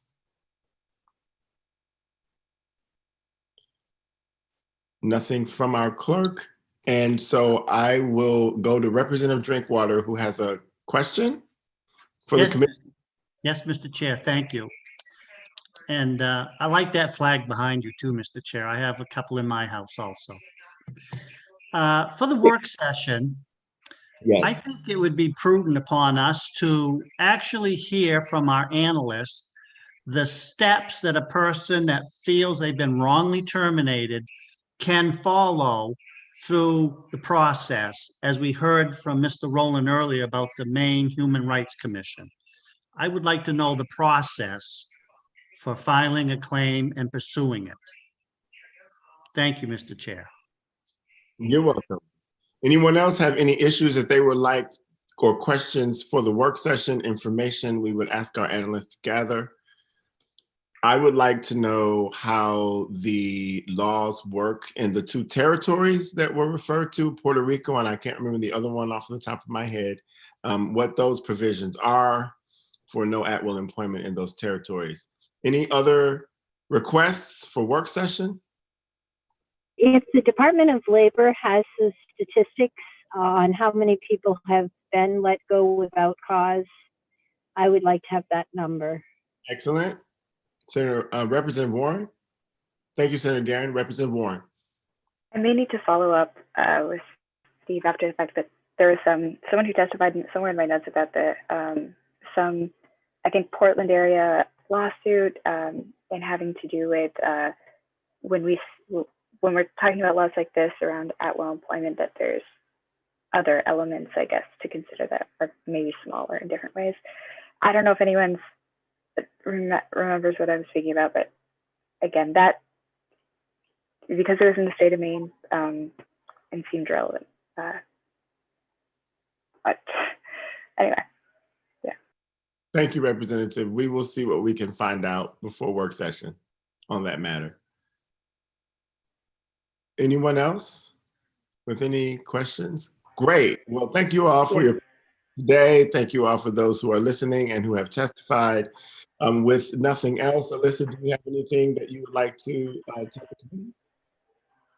Oh, I'm okay. Thanks for checking though. You're welcome, always. With that, I am going to say that the Joint Committee on Labor and Housing, oh, wait, let's see, 1 second. I've got a message in chat. Oh, okay. Yeah, Jeffrey Young is the person who mentioned, the lawyer. We will reach out to him and find out if he can be a part of the work session. And if we have any questions for him before that, hopefully he can submit them to us. We won't necessarily have to call him up at that point, but we'll circle back. We'll circle the wagons and make sure we have all we need to make an informed decision about this bill in our work session forthcoming. And with that, the Joint Standing. Mr. Chair, yes. I believe that Mr. Young did eventually testify. No, he did.